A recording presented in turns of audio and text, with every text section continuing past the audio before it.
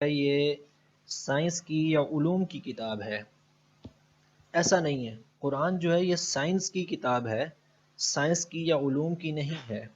مطلب یہ کہ اس میں نشانیاں ہیں، کچھ خاص نشانیاں کسی بھی چیز کی ہو سکتی ہیں، دین کے بارے میں، مذہب کے بارے میں، جدید سائنس کے بارے میں، معاشیات کے بارے میں، سیاسیات کے بارے میں، کسی بھی اعتبار سے یہ اس میں خاص خاص چیزیں بتائی گئی ہیں، بنیادیں بتائی گئی ہیں، پورا علوم ڈسکس نہیں کیا گیا۔ تو جو ہمارے معاشرے میں کہہ دیا جاتا ہے نا، دیکھیں جی یہ چیز تو قرآن میں موجود نہیں ہے، تو یہ جملہ جہالت پر مبنی ہوتا ہے۔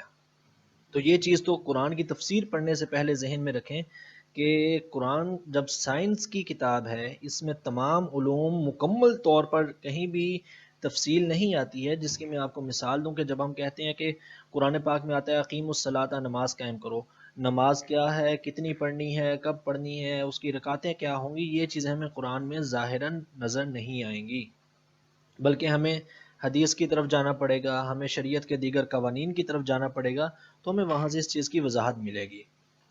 دوسری بات یہ کہ تفسیر کی کچھ اقسام ہوتی ہیں جو میں آپ کو جو ہے نا وہ بھی خاص خاص بتانا چاہتا ہوں۔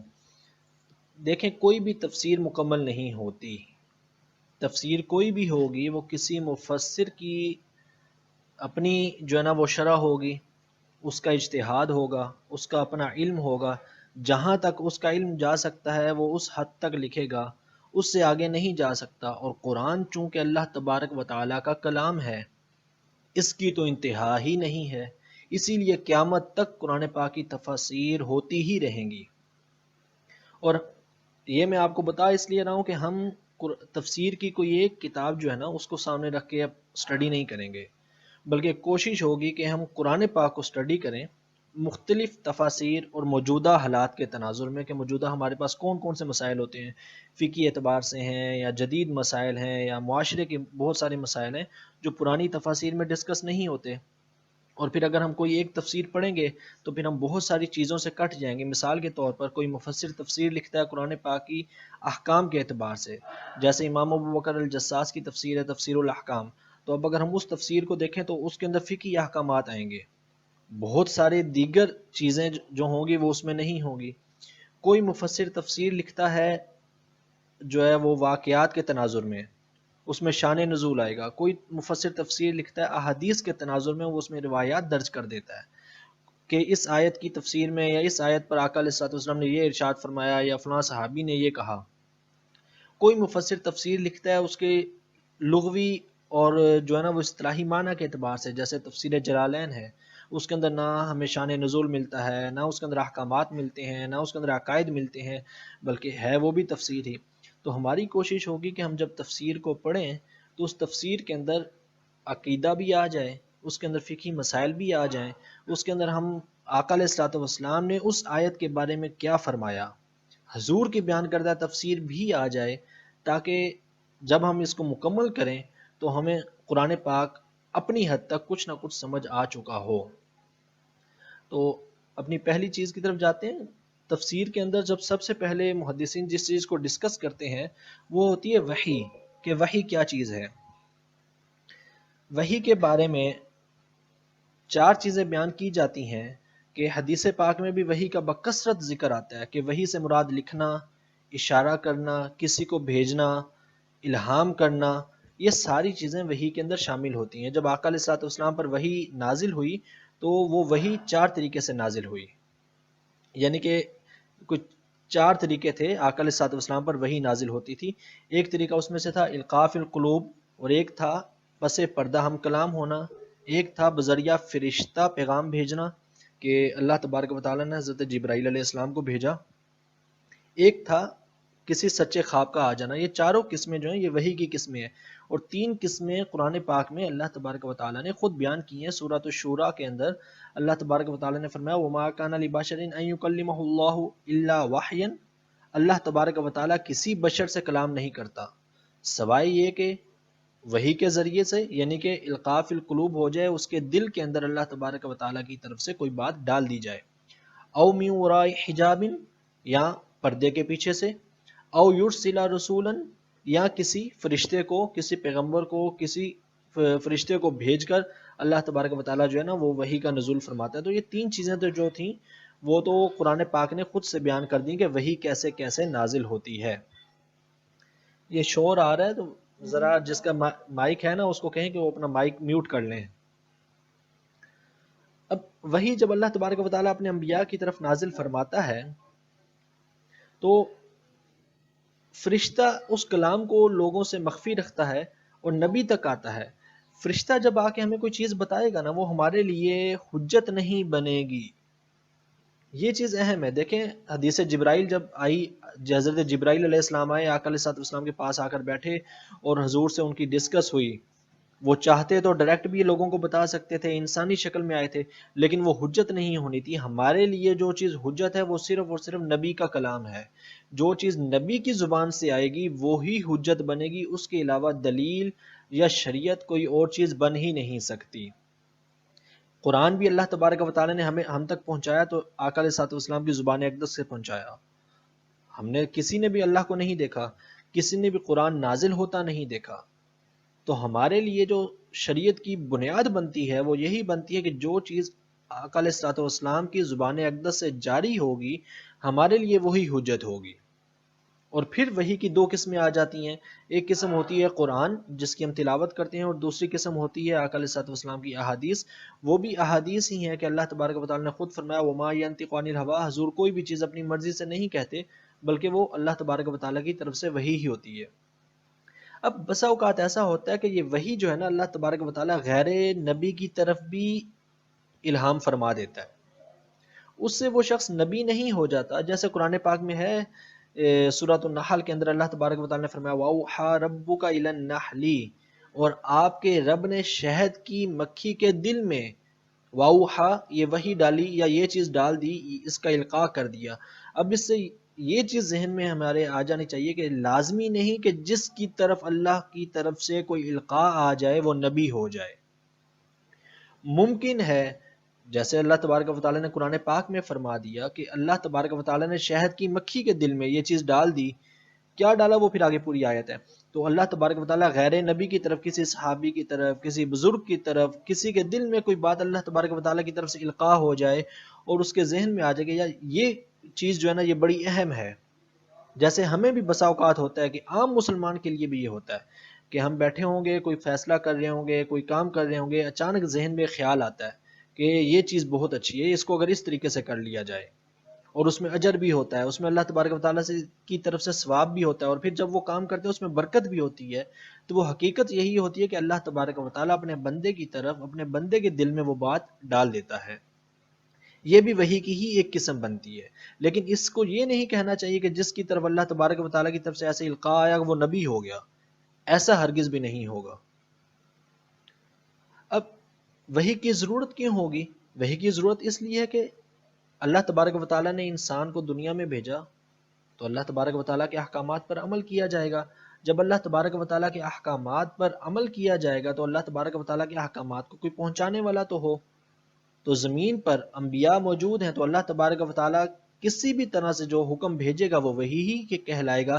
جیسے میں نے وہ پہلے ابھی آپ کو روایت سنائی کہ آیت سنائی کہ اللہ تبارک و تعالیٰ نے تین طریقے تو قرآن پاک میں بیان فرما دیے کہ اللہ تبارک و تعالیٰ ان تین طریقوں سے وحی نازل فرماتا ہے. جو بھی ہوگا اللہ تبارک و تعالیٰ کی طرف سے نزول وہ وہی ہوگا. پھر امام بخاری علیہ رحمہ روایت کرتے ہیں، حضرت عائشہ صدیقہ رضی اللہ تعالیٰ عنہ بیان کرتی ہیں کہ حضرت حارث بن حشام نے آقا علیہ السلام سے عرض کیا کہ یا رسول اللہ آپ کے پاس وحی کس طرح سے آتی ہے، یعنی کیسے کیسے آپ پر وحی نازل ہوتی ہے. اب یہ چیز تو ذہن میں رکھیں کہ وحی صرف وہ نہیں ہے کہ جو حضرت جبرائیل علیہ السلام لے کر آئیں گے. ہمارے معاشرے میں بعض لوگ کہتے ہیں کہ قرآن تو لے کر ہی حضرت جبرائیل آئے ہیں. نہیں، اکثر حصہ حضرت جبرائیل لے کر آئے ہیں، لیکن کئی بار ایسا ہوا کہ کوئی آیات حضرت جبرائیل نہیں لے کر آئے، اللہ تبارک و تعالیٰ نے کسی اور طریقے سے نازل فرمائی. اور یہ صحیح بخاری کی حدیث ہے، آقا علیہ السلام نے فرمایا کبھی کبھی وحی گھنٹی کی آواز کی طرح مسلسل آتی ہے، یہ مجھ پر بہت شدید ہوتی ہے.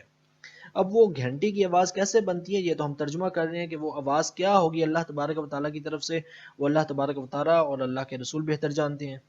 دوسرا پھر آقا علیہ السلام نے فرمایا یہ وحی جب منقطع ہوتی ہے تو یعنی جب رک جاتی ہے، اللہ تبارک و تعالیٰ کی طرف سے ایک آواز ہوتی ہے، اب اس میں فرشتہ نہیں آ رہا، وہ ڈائریکٹ آواز آ رہی ہے، تو میں اس کو یاد کر چکا ہوتا ہوں اور پھر حضور نے فرمایا کبھی ایسا ہوتا ہے کہ میرے پاس فرشتہ انسانی شکل میں آتا ہے اور وہ مجھ سے کلام کرتا ہے اور وہ جو کچھ کہہ جاتا ہے میں اس کو یاد کر لیتا ہوں، یہ بھی وحی ہوتی ہے۔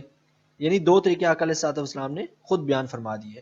پھر حضرت عائشہ صدیقہ رضی اللہ تعالیٰ عنہ فرماتی ہے میں نے دیکھا کہ سخت سردی کے دنوں میں جب آقا علیہ الصلوۃ والسلام پر وحی نازل ہوتی اور جس وقت وحی ختم ہوتی تو آپ کی پیشانی مبارک پر پسینہ بہہ رہا ہوتا، یعنی کہ وحی کیا ایک جو ہے وہ اللہ تبارک و تعالیٰ کے کلام کا اتنا روب ہوتا آقا علیہ الصلوۃ والسلام کی ذات مقدسہ پر۔ تو ہم جو قرآن پڑھنے جا رہے ہیں یہ کوئی چھوٹی چیز نہیں، اللہ تبارک و تعالیٰ کا کلام ہے۔ اور علامہ بدر الدین عینی نزول وحی کے بارے میں مزید اقسام بھی بیان کرتے ہیں کہ کلام قدیم کو سننا یہ بھی اللہ تبارک و تعالیٰ کی وحی ہوتی ہے، فرشتے کی طرف سے موصول ہو جائے، دل میں القاء ہو جائے، جو میں نے یعنی کہ ہم نے جو قرآن پاک کی آیت پڑھی 3 قسمیں اس میں آئیں، 2 قسمیں آقا علیہ الصلوۃ والسلام نے بیان فرما دی، تو یہ ساری وحی کی اقسام بن جاتی ہیں جو اللہ تبارک و تعالیٰ اپنے انبیاء کی طرف نازل فرماتا ہے۔ اب آگے چلتے ہیں قرآن مجید۔ قرآن مجید کیا ہے اور قرآن مجید کی تعریف کیا ہے؟ قرآن ہے کیا؟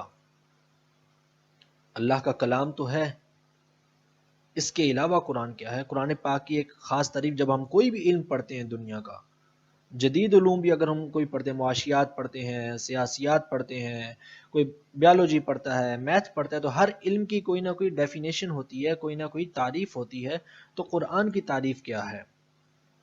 تو قرآن پاک کی تعریف جو فقہا بیان کرتے ہیں یا علماء بیان کرتے ہیں وہ یہ کہ قرآن پاک اللہ تبارک و تعالیٰ کا معجز کلام ہے جو ہمارے نبی آقا علیہ الصلوۃ والسلام پر عربی میں نازل ہوا، مصاحف میں لکھا ہوا ہے، ہم تک تواتر سے پہنچا ہے۔ اس کی ابتدا سورہ فاتحہ سے ہوتی ہے اور اختتام سورۃ الناس پر ہوتا ہے۔ میں اس تعریف کی تھوڑی سی وضاحت کر دیتا ہوں۔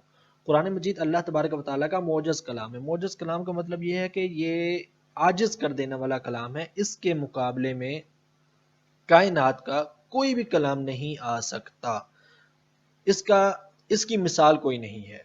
اللہ تبارک و تعالیٰ نے نازل فرمایا، آقا علیہ الصلوۃ والسلام پر نازل ہوا اور یہ عربی زبان میں ہی نازل ہوا، اگرچہ قرآن پاک میں بعض کلمات ایسے ہیں جو خاص عربی زبان کے الفاظ نہیں ہیں، جیسے مثال کے طور پہ ابراہیم یا اسماعیل، یہ عربی زبان کے الفاظ نہیں ہیں بلکہ عربی میں استعمال ہوئے دیگر زبانوں سے آئے تھے، دیگر انبیاء کے جو ہے وہ نام تھے۔ ہم تک تواتر سے پہنچا۔ تواتر یہ شریعت میں ایک بہت بڑی دلیل اور حجت ہے، وہ یہ کہ ہم تک تواتر سے پہنچا، یعنی کہ اس میں کوئی بھی خلا نہیں آیا کہ کوئی شخص کہے 1400 سال سے قرآن ہم تک پہنچا، اس میں کہیں نہ کہیں تو خلا آیا ہوگا، کوئی تبدیلی ہو گئی ہوگی۔ نہیں، 1400 سال سے آج تک ہم تک قرآن جو ہے وہ لگاتار تواتر کے ساتھ سینہ بہ سینہ پہنچا، اس کی زبر زیر پیش میں بھی کوئی فرق نہیں آیا۔ ابتدا سورہ فاتحہ سے ہوئی اور اختتام سورۃ الناس پر، یہ تو عام سی اور مشہور بات ہے۔ ان ساری چیزوں کو قرآن پاک نے خود بھی بیان فرمایا کہ انا انزلناہ قرآنا عربیہ، ہم نے اس کتاب کو، قرآن پاک کو عربی زبان میں نازل کیا۔ پھر اللہ تبارک و تعالیٰ نے فرمایا انہ لقرآن کریم فی کتاب مکنون، یہ کتاب بہت معزز قرآن ہے اور محفوظ کتاب ہے، یعنی کہ لکھی ہوئی ہے، محفوظ ہے، اس کے اندر کوئی تبدیلی نہیں ہو سکتی ہے۔ اب قرآن پاک کے اسما کی طرف چلتے ہیں کہ قرآن پاک کے نام کون کون سے ہیں۔ دیکھیں، جب ہم پاکستان میں نام لیتے ہیں قرآن تو ہم قرآن کہیں گے، لیکن اگر ہم افریقن ممالک میں جائیں، سوڈان وغیرہ میں، اگر ہم وہاں جا کر کسی کو کہیں نا قرآن دے دیں یا قرآن پاک دیں تو وہ ہماری بات نہیں سمجھیں گے، وہ اس کو مصحف کہتے ہیں، وہ قرآن نہیں کہتے۔ تو ہمارے ہاں لفظ قرآن مشہور ہو گیا، ان کے ہاں لفظ مصحف مشہور ہو گیا، تو قرآن پاک کے بہت سارے نام ہیں۔ اب قرآن پاک کے اندر ہی قرآن پاک کے 5 نام ذکر ہوئے ہیں۔ ایک نام قرآن، فرقان، کتاب، ذکر اور نور۔ اللہ تبارک و تعالیٰ نے فرمایا انہ لقرآن کریم، یہ قرآن ہے، اللہ تبارک و تعالیٰ نے خود بیان فرما دیا۔ پھر فرمایا تبارک الذی نزل الفرقان علی عبدہ، بہت برکت والا ہے جو اللہ تبارک و تعالیٰ نے اپنے محبوب بندہ پر فرقان کو نازل کیا۔ اور فرقان سے مراد بھی قرآن پاک، تو دوسرا نام اللہ تبارک و تعالیٰ نے ذکر کر دیا، ایک قرآن ہو گیا، ایک فرقان ہو گیا۔ فرقان سے مراد ہوتا ہے کہ فرق کرنے والی کتاب، یعنی کہ یہ کتاب حق اور باطل کے درمیان، ایمان اور کفر کے درمیان، خیر اور شر کے درمیان اچھائی اور برائی کے درمیان، ثواب اور گناہ کے درمیان فرق کر دیتی ہے۔ پھر اللہ تبارک و تعالیٰ نے بیان فرمایا ذالک الکتاب لا ریب فیہ، ہم ان ساری آیات کے آگے تفسیر بھی پڑھیں گے انشاءاللہ۔ ذالک الکتاب، یہ کتاب، تیسرا نام اللہ تبارک و تعالیٰ نے بیان فرما دیا کہ یہ کتاب ہے۔ پھر اللہ تبارک و تعالیٰ نے فرمایا انا نحن نزلنا الذکر، ہم نے آپ کی طرف ذکر نازل کیا۔ ذکر بھی اللہ تبارک و تعالیٰ نے بیان فرما دیا کہ یہ بھی قرآن پاک کا نام ہے۔ پھر فرمایا یا ایھا الناس قد جاءکم برہان من ربکم وانزلنا الیکم نورا مبینا، لوگوں تمہاری طرف جو ہے نا وہ نور آ گیا ہے۔ نور بھی اللہ تبارک و تعالیٰ نے یہاں پر اس آیت کریمہ میں قرآن پاک کو فرمایا۔ تو 5 نام ایسے ہیں جو قرآن پاک میں اللہ تبارک و تعالیٰ نے خود قرآن پاک کے بیان کر دیے ہیں۔ اب قرآن پاک کا اجر و ثواب کیا ہے؟ صحیفوں میں ذکر کیا گیا، صحائف میں لکھا گیا، آقا علیہ الصلوۃ والسلام کے دور میں ہی اس کو لکھنا شروع کر دیا گیا تھا۔ صحابہ کرام لکھ لیا کرتے تھے چمڑے پر، مختلف اوراق پر، مختلف جو بھی اس زمانے میں لکھنے کا طریقہ کار تھا، اس کو محفوظ کر لیا۔ اب اس کے اجر و ثواب پر امام بخاری علیہ رحمہ روایت نقل کرتے ہیں کہ حضرت عثمان رضی اللہ تعالیٰ عنہ بیان کرتے ہیں آقا علیہ الصلوۃ والسلام نے فرمایا بہترین شخص وہ ہے جو قرآن مجید کا علم حاصل کرے اور لوگوں کو قرآن پاک کی تعلیم دے۔ خیرکم من تعلم القرآن وعلمہ، یہ حدیث پاک بہت اہم ہے۔ ہمارے ہاں اکثر لوگ اس کو سمجھتے ہیں نہیں ہے۔ دیکھیں آقا علیہ الصلوۃ والسلام نے فرمایا من علم القرآن، جو قرآن پاک سیکھے، یہ نہیں فرمایا من قرأ القرآن، جو قرآن پڑھ لے۔ ہم سمجھتے ہیں اگرچہ پڑھنا ثواب ہے کہ کوئی شخص بیٹھ کر قرآن پڑھتا رہے اور وہ زندگی میں 1000 قرآن ختم کر لے، اس میں ثواب ضرور ہے، لیکن قرآن کا مقصد نہیں ہے۔ قرآن کا مقصد فقط ثواب نہیں بلکہ قرآن کا مقصد تربیت ہے، جو آقا علیہ الصلوۃ والسلام نے اس حدیث پاک میں فرمایا کہ بہترین ہے وہ شخص جو قرآن سیکھے۔ اس سے مراد ہی یہ ہے کہ وہ قرآن کے مسائل کو سیکھے، قرآن کی تفسیر کو پڑھے، اس کے اوپر سوچ و بچار کرے، تفکر کرے، تدبر کرے کہ اللہ تبارک و تعالیٰ کا کلام ہے، اس کے اندر کیا کچھ ہو سکتا ہے، ہر چیز اس کے اندر موجود ہے۔ تو جو قرآن سیکھے وہ بہترین ہے، صرف پڑھنے والا بہترین نہیں ہے۔ اگرچہ اس کے اوپر پڑھنے کے اوپر ثواب ہے کہ حضور نے فرمایا کہ جو شخص 3 حروف بھی جو ہیں اس کو ایک ایک حرف کے اوپر 10 نیکیاں ملتی ہیں، الف لام میم پڑھے گا تو 30 نیکیاں ملیں گی، لیکن وہ قرآن کا مقصد نہیں ہے۔ مقصد حضور نے بیان فرمایا تم میں سے بہترین وہ ہے جو قرآن سیکھے گا اور قرآن کا علم حاصل کرے گا، قرآن کے علوم کے بارے میں جانے گا۔ حضرت اور امام مسلم رحمۃ اللہ تعالیٰ علیہ ایک روایت بیان کرتے ہیں کہ حضرت برا بن عازب رضی اللہ تعالیٰ عنہ بیان کرتے ہیں ایک شخص سورہ کہف پڑھ رہا تھا، اس کے گھر میں ایک جانور تھا، اچانک وہ جانور بدکنے لگا، اچھلنے کودنے لگا، اس نے دیکھا ایک بادل نے اس کو ڈھانپا ہوا ہے۔ اس نے آ کر آقا علیہ الصلوۃ والسلام کی بارگاہ میں ذکر کیا یا رسول اللہ یہ ہوا۔ اب یہ صحیح مسلم کی حدیث صحیح ہے، آقا علیہ الصلوۃ والسلام نے فرمایا کہ قرآن پڑھتے رہو، یہ سکینہ ہے جو قرآن مجید کی تلاوت کے وقت نازل ہوتا ہے۔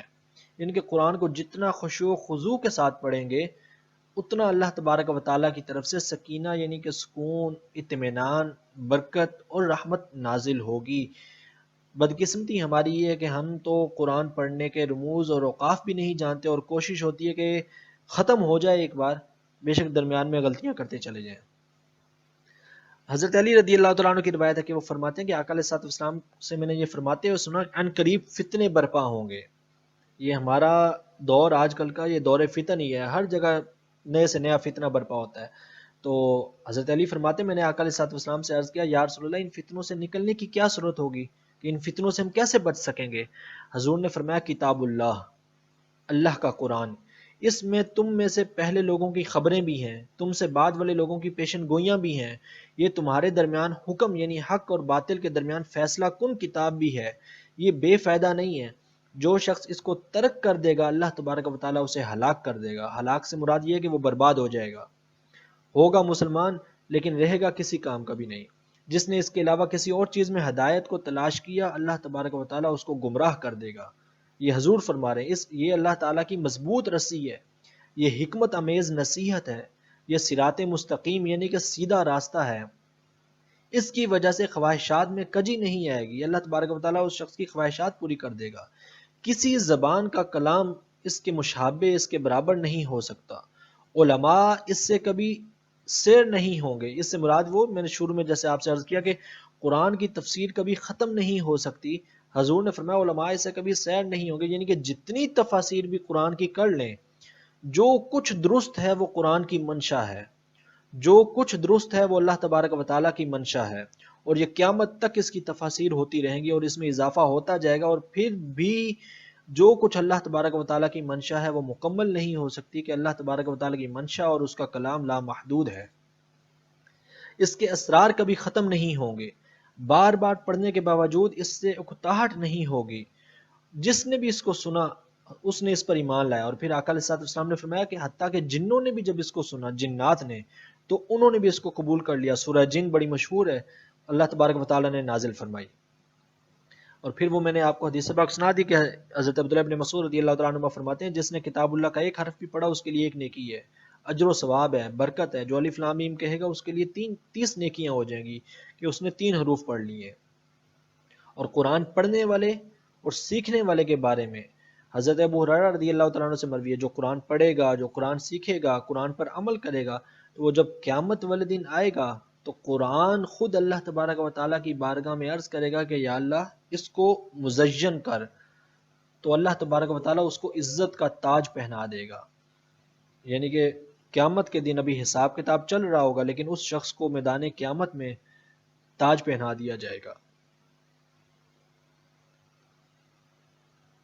اب آقا علیہ الصلوۃ والسلام نے فرمایا، حضرت ابو سعید خدری رضی اللہ تعالیٰ عنہ سے مروی ہے کہ اللہ تبارک و تعالیٰ فرماتا ہے، جب اللہ تبارک و تعالیٰ فرمائے اور وہ حضور کی زبان سے حدیث میں آئے، قرآن بھی اللہ تبارک و تعالیٰ نے بیان فرمایا تو یہ قرآن بن گیا، الفاظ بھی اللہ تبارک و تعالیٰ کے، مفہوم بھی اللہ تبارک و تعالیٰ کا، اور بیان بھی قرآن پاک کی صورتوں میں کر دیا۔ جب اللہ تبارک و تعالیٰ کی طرف سے کوئی الفاظ آئیں اور آقا علیہ الصلوۃ والسلام اسے بیان فرما دیں تو وہ حدیث قدسی کہلاتا ہے۔ تو آقا علیہ الصلوۃ والسلام نے فرمایا کہ اللہ تبارک و تعالیٰ فرماتا ہے کہ جو شخص قرآن پڑھنے میں مشغولیت کی وجہ سے میرا ذکر نہ کر سکے، یعنی کہ اتنا قرآن پڑھے مجھ پر کہ وہ میرا کوئی اور ذکر نہ کر سکے، مجھ سے کوئی اور دعا نہ کر سکے، تو اس کو دعا کرنے والوں سے زیادہ عطا کروں گا۔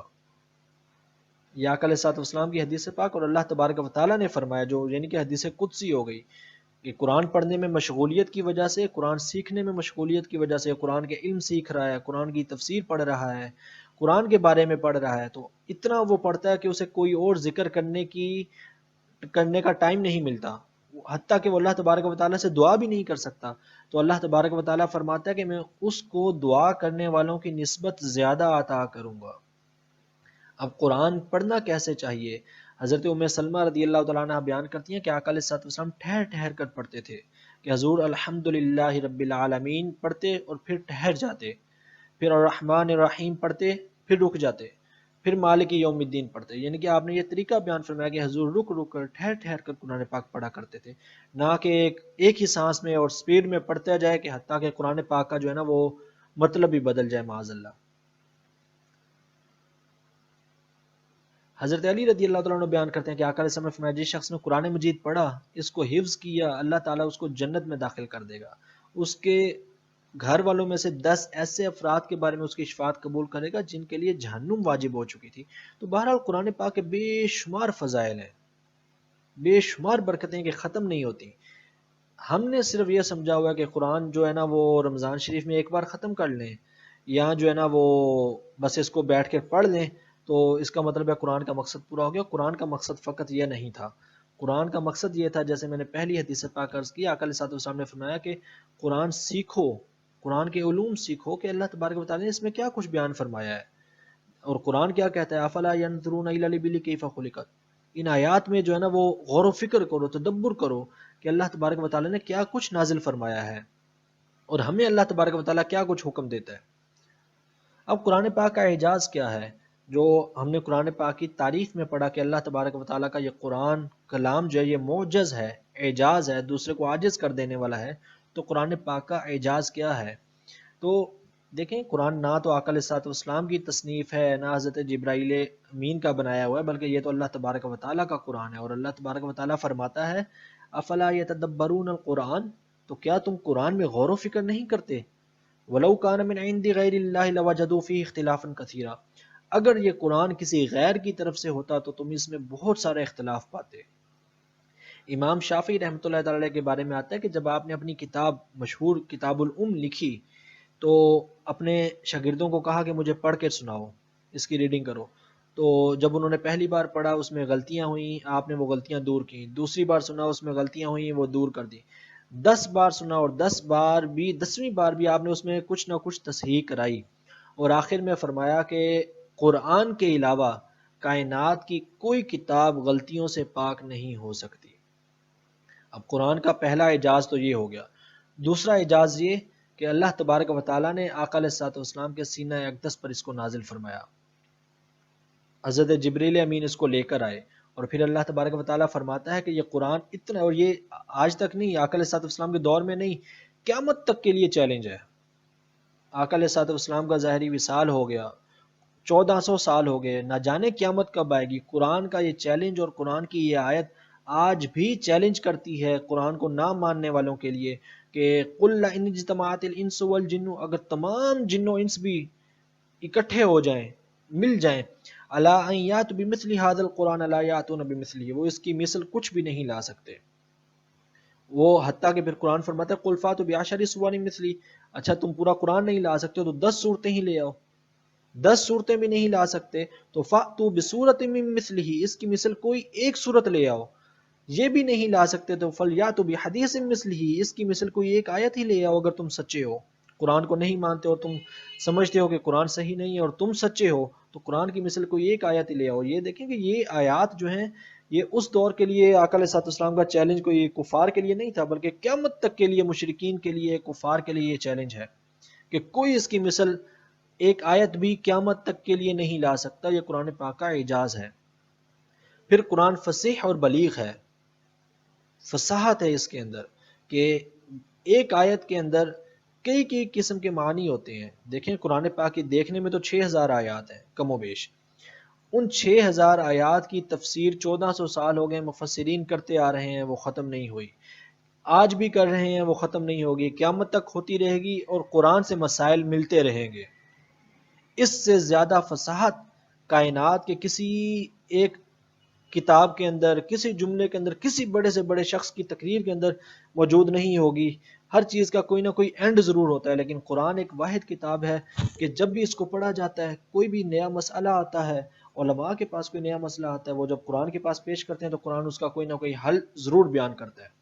حالانکہ آیات وہی 6000 آیات ہیں کم و بیش، لیکن اس کے معنی اتنے فصاحت اور بلیغ ہیں کہ وہ قیامت تک کے لیے ہمیں جو ہے نا قرآن پاک رہنمائی کر رہا ہے.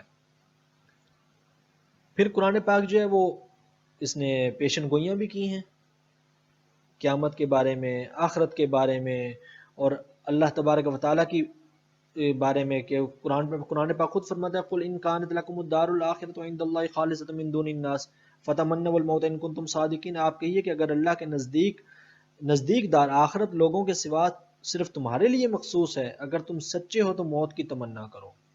جو کام وہ پہلے کر چکے ان کی وجہ سے وہ ہرگز موت کی تمنا نہیں کریں گے. یہ اللہ تبارک و تعالیٰ کفار کو فرما رہا ہے کہ جو کام ان کے ہیں نا وہ موت کی تمنا نہیں کریں گے. حضور کی ایک حدیث بھی ملتی ہے کہ الموت تحفۃ المؤمن، کہ موت جو ہے وہ مومن کے لیے تحفہ ہوتی ہے.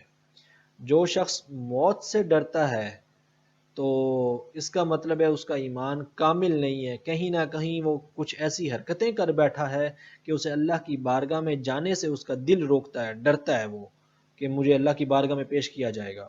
لاشعور میں انسان کا یہی ہوتا ہے. تو جس کا وہ جو گناہوں سے پاک ہوتا ہے، گناہوں سے بچتا ہے، جو اللہ تبارک و تعالیٰ کی طرف مائل ہوتا ہے، وہ پھر مرنے سے ڈرتا نہیں ہے کہ موت تو آنی ہی آنی ہے.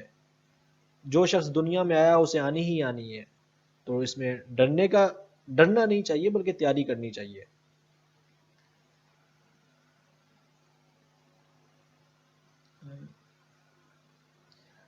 اب قرآن پاک کی کچھ آیات ایسی ہوتی ہیں کہ جب بسا اوقات کوئی عام شخص پڑھ لیتا ہے تو اسے وہ سمجھ نہیں آتی.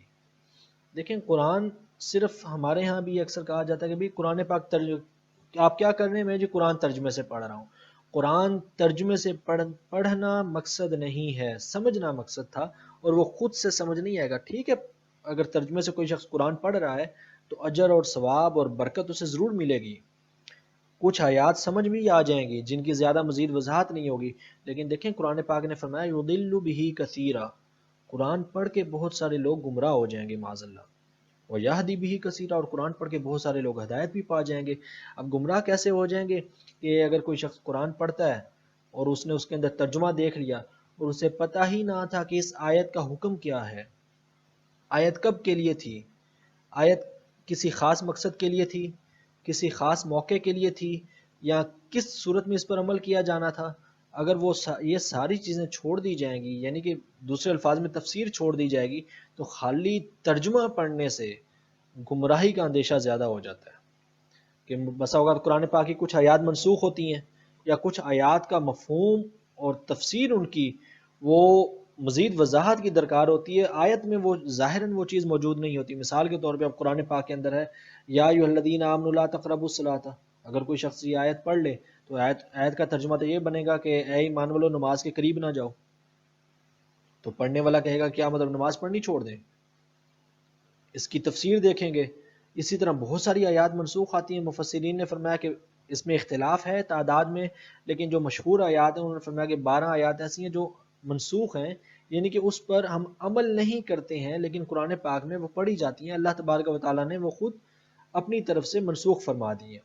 منسوخ کیا چیز ہوتی ہے کہ کوئی حکم اللہ تبارک و تعالیٰ نے بیان فرمایا اور وہ حکم بیان فرمانے کے بعد دوبارہ کسی اور موقع پر وہ حکم تبدیل کر دیا، جیسے اس آیت میں تھا جو میں نے ابھی آپ کو مثال دی ہے، یا ایھا الذین آمنوا لا تقربوا الصلاۃ، تم نے نماز نہیں پڑھنی وانتم سکارا، جب تم نے نشہ کیا ہوا ہو، جب تم نے شراب پی ہوئی ہو۔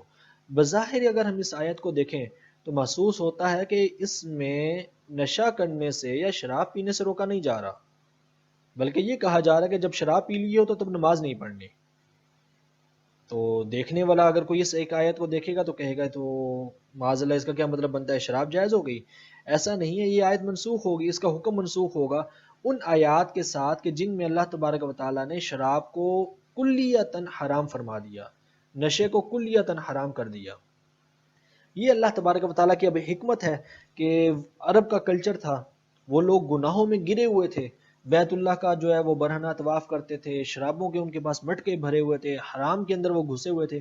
اگر انہیں پہلے دن کہا جاتا کہ تم نے شراب چھوڑ دینی ہے تو ممکن ہے کہ بہت سارے لوگ دین کی طرف نہ آتے۔ تو اللہ تبارک و تعالیٰ کی حکمت تھی کہ انہیں ایسا ایسا درجہ بدرجہ 4 درجوں میں لا کر پھر حکم دیا گیا کہ اب تم پر شراب جو ہے وہ کلیتاً حرام ہے۔ اور پھر وہ وقت آیا کہ محدثین نے روایت لکھی ہے کہ جس دن شراب حرام ہوئی تھی تو مدینہ کی گلیوں میں لوگوں نے اتنی شراب بہائی کہ اب یہ نہیں پینی ہے، حرام ہو گئی ہے، کہ ایسے محسوس ہوتا تھا کہ جیسے وہ گلیوں کے اندر چھوٹے درجے کا سیلاب آ گیا ہو۔ آگے چلتے ہیں کہ قرآن پاک کی آیات اب منسوخ کیسے ہو جاتی ہیں۔ بسا اوقات ایسا ہوتا ہے کہ اللہ تبارک و تعالیٰ قرآن پاک میں ہی کوئی حکم ارشاد فرما دیتا ہے، دوسری آیت آ جاتی ہے، اس آیت سے پہلی آیت کا حکم وہ ختم ہو جاتا ہے۔ بسا اوقات ایسا ہوتا ہے کہ آقا علیہ الصلوۃ والسلام اس آیت کی تفصیل بیان کر دیتے ہیں جو بظاہر آیت کے اندر نہیں ہوتی۔ جیسے میں آپ کو مثال دیتا ہوں، قرآن پاک نے فرمایا کہ تم پر میتۃ حرام، مردار حرام ہے۔ اگر ہم دیکھیں اور تم پر الدم، خون حرام ہے، سورہ نساء کی آیات ہے، سورہ مائدہ کی آیات ہے، تم پر مردار بھی حرام ہے اور خون بھی حرام ہے۔ دوسری طرف اگر ہم دیکھیں تو مچھلی مردار ہے اور کلیجی خون ہے، مچھلی بھی کھائی جاتی ہے اور کلیجی بھی کھائی جاتی ہے، حالانکہ قرآن صاف الفاظ میں کہہ رہا ہے کہ یہ مردار بھی حرام ہے اور جو ہے وہ خون بھی حرام ہے۔ تو یہ وہ آیات ہیں کہ اگر اس کو پڑھیں گے تو قرآن پاک میں کہیں بھی نہیں ملے گا کہ مچھلی حلال ہے۔ آقا علیہ الصلوۃ والسلام نے قید لگا دی کہ سارا مردار حرام ہے، کوئی مردار نہیں کھا سکتے سوائے مچھلی کے۔ اب اس آیت کی تفسیر حضور کی حدیث میں آ گئی، یا اس آیت کی قید آقا علیہ الصلوۃ والسلام نے لگا دی، وہ مچھلی حلال ہو گئی۔ اسی طرح بسا اوقات حدیث کے اندر بھی ہوتا ہے کہ کچھ احادیث حضور خود جو ہے نا وہ منسوخ فرما دیتے ہیں۔ منسوخ کا ظاہری مطلب اگر میں آپ کو بتاؤں تو منسوخ ہوتا ہے کہ عام طور پہ عربی میں جملہ بولا جاتا ہے نسخت الشمس والظل، سورج نے جو ہے وہ سائے کو زائل کر دیا، مطلب اس کا حکم زائل ہو گیا، کوئی دوسری دلیل آ گئی تو اب ہم نے پہلی دلیل کا جو حکم تھا اب ہم نے اس کو نہیں ماننا ہے، دوسرے حکم کو ماننا ہے۔ جیسے آقا علیہ الصلوۃ والسلام نے پہلے لوگوں کو قبروں پر جانے سے منع کیا اور پھر حضور نے فرمایا کنت نہیتکم عن زیارت القبور فزوروا، پہلے میں تمہیں منع کرتا تھا لیکن اب تم قبروں پر جایا کرو اور وہاں پر جا کر مردوں سے عبرت حاصل کیا کرو کہ وہ لوگ بھی کبھی دنیا میں تھے۔ بہت طاقتور تھے، بہت پیسہ تھا، بہت مال و دولت تھا، لیکن آج وہ قبرستان میں ہے، تو تمہیں تاکہ عبرت حاصل ہو. تو اس طرح بسا اوقات ہوتا ہے کہ کوئی نہ کوئی حکم جو ہے وہ منسوخ ہو جایا کرتا ہے. یہ چیز ذہن میں رکھیں کہ واقعات منسوخ نہیں ہوتے، حکم صرف منسوخ ہوتا ہے. یہ میں آپ کو ایک ضمنی ایک چیز میرے جو ہے وہ ذہن میں آ گئی ہے. بسا اوقات عیسائیوں کی طرف سے اسلام پر یہ اعتراض کیا جاتا ہے، دیکھیں جی آپ ہماری بائبل پر اعتراض کرتے ہیں کہ بائبل اس دور میں جو تھی وہ آج کے دور میں وہی موجود نہیں ہے، اس میں تحریف ہو گئی ہے. اس طرح کی مثالیں تو آپ کے قرآن میں بھی موجود ہیں کہ پہلے یہ حکم تھا پھر یہ حکم آ گیا. تو ہم اس کا جو جواب دیتے ہیں وہ یہی دیتے ہیں کہ دیکھیں ہماری جتنی بھی آیات میں نسخ واقع ہوا ہے، جن آیات کا حکم منسوخ کیا گیا وہ حکم کی ہیں، وہ واقعات کی نہیں ہیں. جبکہ بائبل اگر موجودہ دور کی بھی پڑھی جائے اس میں بہت سارے واقعات آپ کو ایسے مل جائیں گے کہ بائبل کے امریکن ایڈیشن میں وہ واقعہ کچھ اور ہوگا اور اس کے برٹش ایڈیشن میں وہ واقعہ کچھ اور ہوگا. تعداد چینج ہو جائے گی. حتیٰ کہ حضرت عیسیٰ علیہ السلام کے حواریوں کی تعداد جو بائبل میں بیان ہوئی ہے وہ اس کے مختلف ایڈیشنوں میں مختلف بیان ہوئی ہے، اور یہ کوئی حکم نہیں تھا، یہ تو ایک واقعہ تھا. کتنے 20 ہیں یا 30 ہیں، 40 ہیں، 100 ہیں؟ یہ چیز تو منسوخ نہیں ہو سکتی نا کہ ایک وقت میں بیان کیا گیا 20 ہیں اور دوسرے وقت میں بیان کیا گیا نہیں جی 10 ہیں یا 30 ہیں. یہ تو واقعہ تھا، یہ تو اسی طرح سے ہی آنا چاہیے تھا. تو بائبل میں اس طرح کا نسخ ہے، جبکہ قرآن میں واقعاتی نسخ کوئی بھی نہیں ہے. جو بھی واقعات بیان ہوئے ہیں آج موجودہ جدید سائنس بھی ان کو سچ ثابت کر دیتی ہے. تو قرآن کے واقعات میں منسوخ نہیں ہے. نسخ جو ہوتا ہے وہ فقط اللہ تبارک و تعالیٰ کے احکام میں ہوتا ہے. ہم آگے جو قرآن پاک کی آیات پڑھیں گے تو ادھر بسا اوقات ایسی آیات آئیں گی، میں آپ کو بتاؤں گا کہ یہ آیت جو ہے اس کا حکم منسوخ ہے، اس پر عمل نہیں کیا جائے گا بلکہ اس کے مقابلے میں فلاں آیت پر عمل کیا جائے گا. اور یہ بسا اوقات ایسا ہوتا ہے کہ آج سوشل میڈیا کا زمانہ ہے، یوٹیوب وغیرہ پر عیسائیوں کی اور ان کے اس طرح کے جو لوگ ہوتے ہیں بہت ساری ویڈیوز آتی رہتی ہیں، دیکھیں جی قرآن ایک جگہ پر یہ کہتا ہے اور ایک جگہ پر یہ کہتا ہے، اور ہمارے بیچارے جو مسلمان ہوتے ہیں کم علم ہوتے ہیں وہ پھر کنفیوز ہو جاتے ہیں کہ یار یہ واقعی قرآن میں دو باتیں کیوں آ رہی ہیں. تو وہ دو باتیں نہیں ہوتی ہیں، بس اوقات اللہ تبارک و تعالیٰ نے ایک حکم منسوخ کیا ہوتا ہے. اب تیسری چیز ایک اور قرآن پاک کی تفسیر پڑھنے کے لیے اہم ہے، وہ ہے اسباب نزول، سبب نزول یا شان نزول، کہ اللہ تبارک و تعالیٰ نے یہ آیت نازل کیوں کی. اس کا فائدہ کیا ہوتا ہے؟ جب تک ہم شان نزول نہیں دیکھیں گے، فقط ترجمہ دیکھ لیں یا اس آیت کے باقی معنی دیکھ لیں، اس آیت کا مفہوم دیکھ لیں، اگرچہ کوئی عربی دان بھی کیوں نہ ہو، بہترین عربی بولنے والا کیوں نہ ہو، جب تک ہم یہ نہیں دیکھیں گے کہ آیت نازل کیوں ہوئی.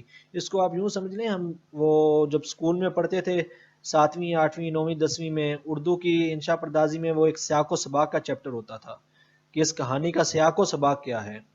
تو آیت کا بھی اسی طرح سے سیاق و سباق ہوتا ہے. آیت نازل کیوں ہوئی؟ اللہ تبارک و تعالیٰ نے ایک حکم نازل کیا. اب وہ بظاہر دیکھنے میں تو ایک آیت ہوتی ہے، لیکن جب ہم اس کا شان نزول دیکھتے ہیں جو احادیث میں آتا ہے، مفسرین بیان کرتے ہیں کہ یہ واقعہ ہوا تھا، اس واقعے پر اللہ تبارک و تعالیٰ نے یہ آیت نازل کی، تو اس کا معنی مزید واضح ہو جاتا ہے، ہمیں مزید سمجھ آ جاتی ہے اس آیت کی. مثال کے طور پہ اب قرآن پاک کی ایک آیت ہے، اللہ تبارک و تعالیٰ نے فرمایا وَلِلَّهِ الْمَشْرِقُ وَالْمَغْرِبُ فَأَيْنَمَا تُوَلُّوا فَثَمَّ وَجْهُ اللَّهِ. اب دیکھنے میں تو یہ ہے کہ اللہ تبارک و تعالیٰ کے لیے مشرق ہے، اللہ تبارک و تعالیٰ کے لیے مغرب ہے، جس طرف تم چاہو اس طرف منہ کر کے نماز پڑھ لو. اب جو شخص اس آیت کو دیکھے گا، دیکھنے میں تو یہ لگے گا کہ بھئی آیت آئی ہے تو اس کا مطلب یہ ہے کہ ہم جس طرف چاہیں اس طرف منہ کر کے نماز پڑھ لیں. نہیں، اس آیت کا جب ہم شان نزول دیکھیں گے تو وہ شان نزول دیکھ کر، یہ پھر کسی کا مائک آن ہوا ہے تو مہربانی کر کے جو ہے نا یہ مائک میوٹ کر لیں اپنا، ورنہ سب ڈسٹرب ہوں گے.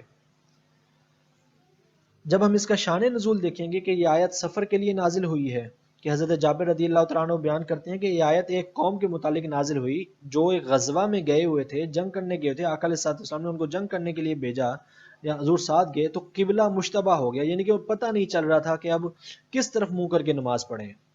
تو جب ایسی حالت ہو، یہ ہمارے لیے اب جدید مسئلہ بھی ہے، سفر میں ہیں، کسی ایسی جگہ پر چلے گئے ہیں جہاں پر کوئی مسجد بھی نظر نہیں آ رہی اور کوئی مسلمان بھی نظر نہیں آ رہا، یا کوئی ایسی نشانی بھی نہیں ہے کہ کسی سے پوچھنے کہ بھئی ادھر کس طرف منہ کر کے نماز پڑھنی ہے، اور نماز کا وقت بھی نکلتا جا رہا ہے تو اس حالت میں اس آیت پر عمل کیا جائے گا، ادروائز ہم اس آیت پر عمل نہیں کریں گے۔ اب پھر ہم کیا کریں گے؟ پھر اللہ تبارک و تعالیٰ نے فرمایا کہ تحریک کرو، سوچ بچار کرو، کہ سوچیں گے، غور و فکر کریں گے، جس طرف دل کہے گا کہ اس طرف منہ کر کے نماز پڑھ لو، اس طرف منہ کر کے نماز پڑھ لیں گے۔ تو اب گویا کہ یہ آیت سفر کے ساتھ خاص ہو گئی۔ پتہ کیسے چلے گا؟ پتہ اسی وقت چلے گا جب ہم آیت کا شان نزول دیکھیں گے۔ شان نزول نہیں دیکھیں گے تو پھر آیت ایسے محسوس ہوگی کہ بھئی یہ صرف اس طرف منہ کر کے کیوں نماز پڑھتے ہیں پاکستان میں رہ کے مغرب کی طرف، جس طرف چاہیں اس طرف منہ کر کے نماز پڑھ لیں۔ تو ایسا نہیں ہوگا، شان نزول دیکھیں گے۔ تو یہ ایک تیسری چیز تھی جو قرآن پاک کی تفسیر پڑھنے کے لیے بہت اہم ہے۔ تو ہم یہ ساتھ ساتھ پھر آیات کا جو ہے نا وہ شان نزول بھی دیکھتے جائیں گے۔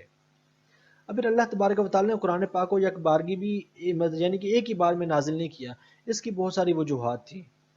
آج کل بسا اوقات یہ سوشل میڈیا پہ لوگ سوال بھی کرتے رہتے ہیں، بلکہ وہ میرے ذہن میں ایک چیز آ رہی ہے کہ پچھلے دنوں ایک پوسٹ میری نظر سے گزری تھی کہ یہ جی وہ پہاڑ ہے جس پر اللہ تعالیٰ نے قرآن نازل کیا۔ تو یاد رکھیں اللہ تعالیٰ نے قرآن ایک ہی بار میں نازل نہیں کیا۔ توریت نازل ہوئی یا زبور نازل ہوئی، بائبل نازل ہوئی جس کو ہم انجیل کہتے ہیں، یا حضرت عیسیٰ علیہ السلام کو جو وہ 10 کمانڈز 10 احکامات ملے تھے، یا دیگر انبیاء پر صحائف نازل ہوئے، تو وہ ایک ہی تختی کی شکل میں نازل ہوتے تھے، جبکہ قرآن ایسے نازل نہیں ہوا۔ یہ 23-24 سال کا عرصہ جو آقا علیہ السلام کی دور بعثت ہے، نبوت کا عرصہ ہے، اس میں اللہ تبارک و تعالیٰ نے تھوڑا تھوڑا کر کے نازل کیا۔ اور اس کی بھی پھر ایک خاص حکمتیں تھیں کہ مثال کے طور پہ اگر ہم مکی صورتیں دیکھیں جو مکہ مکرمہ میں نازل ہوئیں، یہ بھی قرآن پاک کی تفسیر میں ایک اہم چیز ہے۔ لکھا ہوتا ہے مکی صورتیں اور مدنی صورتیں، اور ہمارے ہاں عام طور پر سمجھ لیا جاتا ہے کہ شاید یہ صورت مکہ مکرمہ میں نازل ہوئی اور یہ مدینہ میں نازل ہوئی۔ ایسا نہیں ہوتا۔ بسا اوقات ایسا ہوتا ہے کہ کوئی آیت مکہ میں نازل ہوئی ہوتی ہے لیکن وہ مدنی ہوتی ہے، اور جو مدینہ میں نازل ہوئی ہوتی ہے وہ مکی ہوتی ہے۔ اس کی تعریف یہ ہے یا اصول یہ ہے، ہجرت سے پہلے جو کچھ نازل ہوا وہ مکی ہے، جو آقا علیہ السلام کی ہجرت مکہ کے بعد جب حضور نے مکہ کی طرف ہجرت فرما لی، اس کے بعد جو کچھ نازل ہوا وہ مدنی ہے۔ ان صورتوں کو اور ان آیات کو مدنی کہا جاتا ہے۔ مکی صورتیں جتنی بھی ہیں جو مکہ مکرمہ میں نازل ہوئیں، اگر ہم ان کو دیکھیں تو ان کے اندر اللہ تبارک و تعالیٰ نے عقیدہ بیان کیا، اللہ تبارک و تعالیٰ کی وحدانیت ہے، توحید ہے، رسالت ہے، اللہ کی صفات کا ذکر ہے، اللہ تبارک و تعالیٰ کے ایک ہونے کا ذکر ہے، قیامت کا ذکر ہے، آخرت کا ذکر ہے، مرنے کے بعد اٹھائے جانے کا ذکر ہے، آقا علیہ السلام کی رسالت کا ذکر ہے، پرانے انبیاء کا ذکر ہے۔ ان کو لوگوں کو یاد کروایا گیا کہ تم دیکھو تم پر کیسی کیسی نعمتیں نازل کی گئی تھیں۔ جبکہ اگر ہم مدنی صورتوں کو دیکھیں جو مدینہ منورہ ہجرت کے بعد نازل ہو رہی ہیں، ان آیات کو دیکھیں اور ان صورتوں کو دیکھیں تو ان سب کے اندر اللہ تبارک و تعالیٰ نے احکامات نازل فرمائے ہیں اکثریت کے اندر، کہ نماز پڑھنی ہے، روزے رکھنے ہیں، زکاتیں دینی ہیں، حج کرنا ہے، اور یہ چوری نہیں کرنی ہے، چور کے ہاتھ کاٹے جائیں گے، شراب نہیں پینی ہے، یہ احکامات یا معاشیات کے یہ اصول ہیں، سود کا لین دین نہیں کرنا ہے، تم نے حرام نہیں کھانا ہے۔ تو یہ چیزیں جو ہے نا وہ مدینہ منورہ میں نازل ہوئی۔ یہ مکی اور مدنی صورتوں کی بھی میں نے آپ کو جو ہے نا وہ تعریف بھی بتا دی، جو ہجرت سے پہلے نازل ہوئی وہ مکی، جو ہجرت کے بعد نازل ہوئی وہ مدنی صورتیں ہیں۔ اب بسا اوقات یہ آتا ہے کہ آج کل ایک اور فتنہ ہے کہ کہا جاتا ہے کہ قرآن پاک جو ہے نا وہ کب لکھا گیا۔ میں نے ایسی ویڈیوز بھی دیکھی اور بسا اوقات لوگ سوال بھی کرتے ہیں کہ یہ دیکھیں جی فلاں کسی انگریز نے یا کسی محقق نے یا کسی شخص نے کتاب لکھی ہے، مستشرق ہیں جو قرآن اسلام کے خلاف ہیں، اینٹی اسلام کام کرتے ہیں، یہ قرآن تو لکھا ہی 200 سال کے بعد گیا ہے۔ یا بسا اوقات سننے میں آتا ہے کہ قرآن پاک کے اتنے پارے تو وہ کوئی جانور کھا گیا تھا یا وہ ہم تک پہنچ ہی نہیں سکے۔ تو یہ سارا کچھ حقیقت نہیں ہے۔ اس کی ایک سب سے بڑی دلیل یہ ہے کہ قرآن ان کے ذہن میں یہ ہے کہ جیسے بائبل کو کوئی حفظ نہیں کر سکتا، توریت کو کوئی حفظ نہیں کر سکتا، کوئی حافظ نہیں ہے دنیا میں، اس دور میں بھی نہیں تھا، پرانے ادوار میں بھی نہیں تھا۔ وہ کتابیں صرف انبیاء کو حفظ ہوتی تھیں۔ قرآن کا یہ اعجاز ہے جیسے جیسے نازل ہوا صحابہ کرام بھی اس کو حفظ کرتے گئے۔ کب لکھا گیا کب نہیں لکھا گیا اگر اس بحث میں نہ بھی جائیں تو بھئی قرآن تو صحابہ نے ہی حفظ کر لیا تھا اور ان کے بعد بھی حفظ کرتے گئے، ان کی اولادوں نے حفظ کیا، تو یہ تو سینہ بہ سینہ بھی چل کر آیا ہے۔ اور آج بھی اگر کسی 6-7 سال کا بچہ قرآن پاک جب حفظ کر لیتا ہے، اس کے سامنے اگر آپ قرآن پاک پڑھیں تو جہاں پر آیت غلط ہوگی وہ ٹوک دے گا، یہ آیت ایسے نہیں ایسے ہے۔ تو قرآن کی حفاظت اللہ تبارک و تعالیٰ نے اس طریقے سے سینہ بسینہ بھی کی ہے کہ اگر لکھنے میں کوئی غلطی ہو جائے تو قرآن سینوں میں محفوظ رہے۔ اور پھر یہ حضرت ابوبکر صدیق رضی اللہ تعالیٰ عنہ کے دور میں لکھ دیا گیا تھا جب جنگ یمامہ ہوئی اور کئی صحابہ شہید ہو گئے، اور ان میں سے اکثریت حفاظ صحابہ تھے جنہوں نے قرآن پاک کو حفظ کیا ہوا تھا، تو پھر حضرت ابوبکر صدیق نے حضرت عمر فاروق رضی اللہ تعالیٰ عنہ کے مشورے کے ساتھ بیٹھ کر جو ہے وہ قرآن پاک کو لکھوایا، اور صحابہ کرام کی ڈیوٹی لگائی۔ اور پھر حضرت عثمان رضی اللہ تعالیٰ عنہ کے دور کے اندر، جنہیں جامع القرآن بھی کہا جاتا ہے، انہوں نے تو باقاعدہ اپنا، جب ان کا خلیفہ تھے تو آپ نے تو باقاعدہ اس کو مختلف شہروں سے اکٹھا کروا کر، جیسا کہ 7 قراتیں تھیں اور ابھی بھی موجود ہیں، جو علماء تو جانتے ہیں کہ 7 قراتیں ہیں، لیکن انہوں نے ایک ہی قرات کے اندر قرآن کو جو وہ عوام کے اندر مشہور کیا، تاکہ کہیں یہ نہ ہو کہ آپس میں ان کا اختلاف ہو جائے، کوئی آیت کسی طریقے سے پڑھے اور کوئی آیت وہ کسی اور طریقے سے پڑھے اور پھر وہ غلط مطلب نکالتے پھریں۔ تو حضرت عثمان رضی اللہ تعالیٰ عنہ کے دور میں، یعنی کہ جب حفاظ موجود تھے، اسی دور میں ہی قرآن پاک جمع ہو گیا۔ اور یہ ایک چیز بیان کی جاتی ہے کہ شاید شیعہ اس کو نہیں مانتے، ایسا نہیں ہے۔ علماء شیعہ جو ہیں، جو آج سے 500-600 سال، 700 سال یا 1000 سال پرانے ہیں، وہ بھی اس چیز کو مانتے ہیں کہ قرآن پاک کو لکھ لیا گیا تھا اور یہی قرآن مکمل ہے۔ اگر کوئی شخص کہے کہ بھئی اس کے اندر 10 پارے کم ہیں، وہ حضرت ابوبکر یا حضرت عثمان یا حضرت عمر رضی اللہ تعالیٰ عنہ کی وجہ سے یا کسی بھی وجہ سے کم ہو گئے، تو وہ شخص مسلمان بھی نہیں رہے گا۔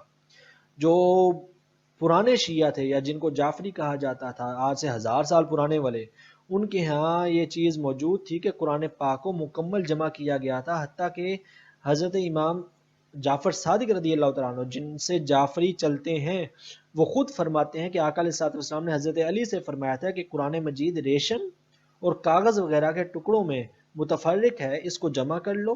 حضرت علی رضی اللہ تعالیٰ عنہ نے اس کو جمع کیا اور ایک زرد رنگ کے کپڑے میں اس قرآن پاک کو تمام کو جو بھی نازل ہوا تھا اس کو جمع کر کے اس پر آقا علیہ الصلوۃ والسلام کی مہر لگا دی۔ گویا کہ جو اصل شیعہ ہیں، جو امام جعفر صادق ہیں، جہاں سے اصل شروع ہوئے تھے، ان کے ہاں بھی یہی ہے کہ قرآن یہی ہے، 30 پارے ہی ہیں، یہی نازل ہوا تھا۔ تو یہ خیال کہ شاید کوئی چیز کم ہو گئی ہے، یہ غلط ہے۔ اب قرآن پاک کی 7 قراتیں ہیں۔ 7 قراتوں کا اس کا بھی تفسیر کے ساتھ بہت اہم تعلق ہے کہ بسا اوقات ہوتا ہے کہ ایک آیت کا 2-3 اعراب ہوتے ہیں۔ ہم تو جو قرآن پاک پڑھتے ہیں وہ ایک ہی اعراب کے اندر آتا ہے عام طور پر۔ 7 قراتوں کا قرآن پاک ویسے تو بازار سے مل جاتا ہے، لیکن وہ شاید ہر ایک کو سمجھ نہیں آتا۔ حضرت عبداللہ ابن عباس رضی اللہ تعالیٰ عنہ بیان کرتے ہیں، صحیح بخاری شریف کی حدیث ہے کہ آقا علیہ الصلوۃ والسلام نے فرمایا، جبرائیل نے مجھے ایک حرف پر قرآن پڑھایا، میں نے ان سے رجوع کیا اور مسلسل زیادتی طلب کرتا رہا، یعنی کہ میں ان سے آپس میں مطلب وہ ایک مکالمہ ہوتا رہا کہ اس کو بڑھایا جائے، اور وہ زیادتی کرتے رہے حتیٰ کہ 7 حرفوں پر انتہا ہو گئی، یعنی کہ 7 حروف پر قرآن پاک نازل ہوا۔ اب اس کی بھی ایک حکمت ہے کہ جب ہم تفسیر پڑھتے ہیں اور ہمارے پاس ایسی آیات آگے آئیں گی کہ جب ہم اس کا ایک اعراب پڑھتے ہیں تو اس سے ایک حکم اخذ ہو جاتا ہے، لیکن اسی آیت کا جو آقا علیہ الصلوۃ والسلام نے خود بیان فرما دیا، اسی آیت کا جب ہم دوسرا اعراب پڑھتے ہیں تو ہمیں دوسرے بہت سارے احکامات مل جاتے ہیں۔ اور یہ بھی قرآن پاک کا ایک اعجاز اور ایک فصاحت اور بلاغت ہے کہ اس کو 7 طریقوں سے پڑھا جا رہا ہے اور اس میں سے کوئی بھی غلط نہیں ہو رہا، اور وہ سب کے سب صحیح ہو رہے ہیں، اور اس میں سے مسائل اخذ ہو رہے ہیں۔ اب آتے ہیں قرآن پاک کی صورتوں، آیات اور حروف کی تعداد کی طرف۔ اس میں یہ ذہن میں رکھیں کہ تھوڑا سا اختلاف ہے علماء کا۔ ایک چیز ذہن میں رکھیں، آقا علیہ الصلوۃ والسلام کے دور مبارک میں، حضور کی حیات طیبہ میں، قرآن پاک الحمد سے لے کر والناس تک اسی طرح سے موجود تھا، اس میں کوئی شک نہیں ہے۔ 114 صورتیں تھیں، اس میں کوئی شک نہیں ہے، لیکن قرآن پاک پر نقطے بھی نہیں لگے ہوئے تھے، اعراب بھی نہیں لگے ہوئے تھے، آیات اور رکوع کی جو ڈیوائیڈ کیا ہوا ہے تقسیم یہ بھی نہیں تھی، اور 30 پاروں کی تقسیم بھی نہیں تھی۔ یہ بعد میں علماء نے، صحابہ کرام نے ہماری آسانی کے لیے اس کو مرتب کیا کہ جب بہت سارے لوگ مسلمان ہو گئے جو عربی نہیں تھے، اب عربی نہیں تو بہت سارے عربی بھی قرآن ایسا نہیں پڑھ سکتے کہ نقطے بھی نہ لگے ہوں، اعراب تو دور کی بات ہے، الفاظ ہی سمجھ نہیں آئیں گے، تو پھر قرآن پاک پر نقطے لگائے گئے، اعراب لگائے گئے۔ جو رکوع ہے نا، رکوع دیکھیں شروع ہم کہتے ہیں را سے ہیں، لیکن لکھا سائڈ پر آئین لکھا ہوتا ہے. یہ آئین بھی جو ہے نا حضرت عثمان رضی اللہ تعالیٰ عنہ کی طرف منسوب ہے جو تیسرے خلیفہ ہیں. وہ اس طرح سے کہ جب آپ ترامیہ پڑھاتے تو آپ جہاں پر یہ رکوع ہوتا ہے آپ یہاں پر ایک رکوع فرماتے ہیں، یعنی کہ رکعت آپ پوری کرتے. تو اگر ہم اس طریقے سے پڑھیں قرآن کو، جتنے بھی رکوع بنتے ہیں تو 27ویں کی رات کو 20 رکعت کے حساب سے قرآن پاک ختم ہوتا ہے.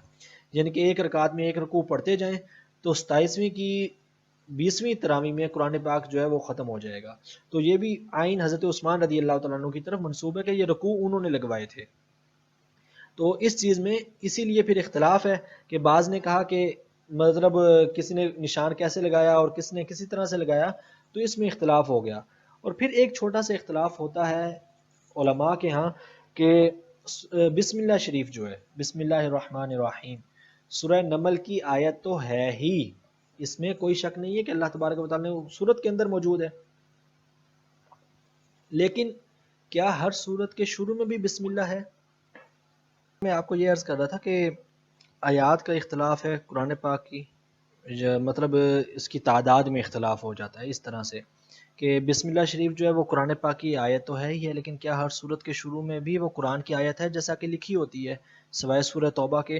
تو اس کے اندر پھر علماء کا اختلاف ہے. اس کے اوپر ہمیں آقا علیہ الصلوۃ والسلام کی طرف سے ڈائریکٹ کوئی ایسی حدیث نہیں ملتی کہ ہم اس کو کہیں کہ یہ واقعی قرآن کی آیت ہے ہر سورت کے شروع میں، یا کہیں کہ یہ آیت نہیں ہے.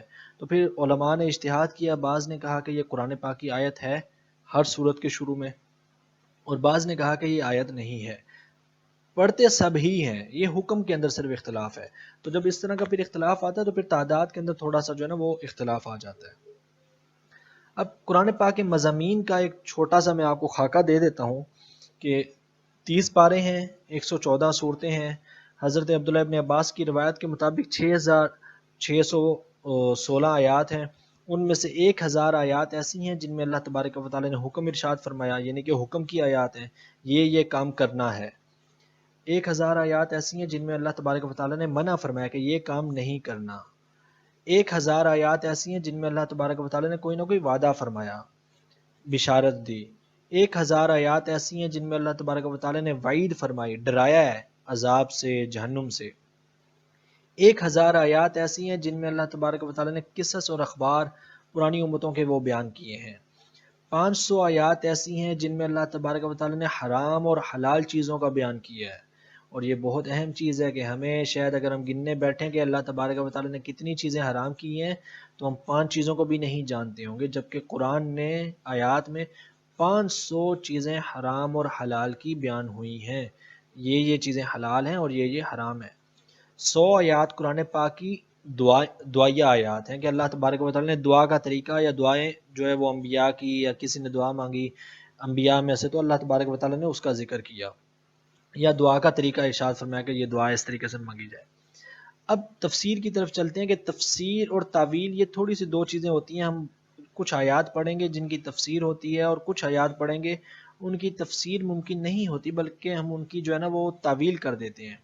مثال کے طور پہ تفسیر ہم کرتے ہیں اقیم الصلاۃ، اس کی تفسیر کی جائے گی کہ ہم نے نماز پڑھنی ہے، نماز کیا ہے، یا والسارق فقطعہما، چور کے ہاتھ کاٹنے ہیں. تو ہم اس کی جو ہے نا وہ تفسیر پڑھیں گے، اس کے اوپر دیکھیں گے کہ کیا کیا احکامات ہیں، کیسے کاٹ رہے ہیں. کچھ آیات ایسی ہوتی ہیں کہ اس کا تفسیر نہیں ہوتی ہے، اس کی تعویل کرتے ہیں کہ وہ ہماری سمجھ سے ماورا ہیں. قرآن پاک کی تفسیر کے ماخذ کیا کیا ہوں گے جب ہم پڑھیں گے تفسیر کو؟ تو سب سے پہلے تو ہم کوشش کریں گے کہ آیت کے اوپر آقا علیہ الصلوۃ والسلام کی حدیث کو پڑھیں. کوئی بھی آیت اگر ہم پڑھ رہے ہیں، جیسے ابھی آگے شروع کریں گے الحمدللہ رب العالمین، تو آیت کے بارے میں یا سورہ فاتحہ کے بارے میں آقا علیہ السلام نے کیا کیا فرمایا ہے.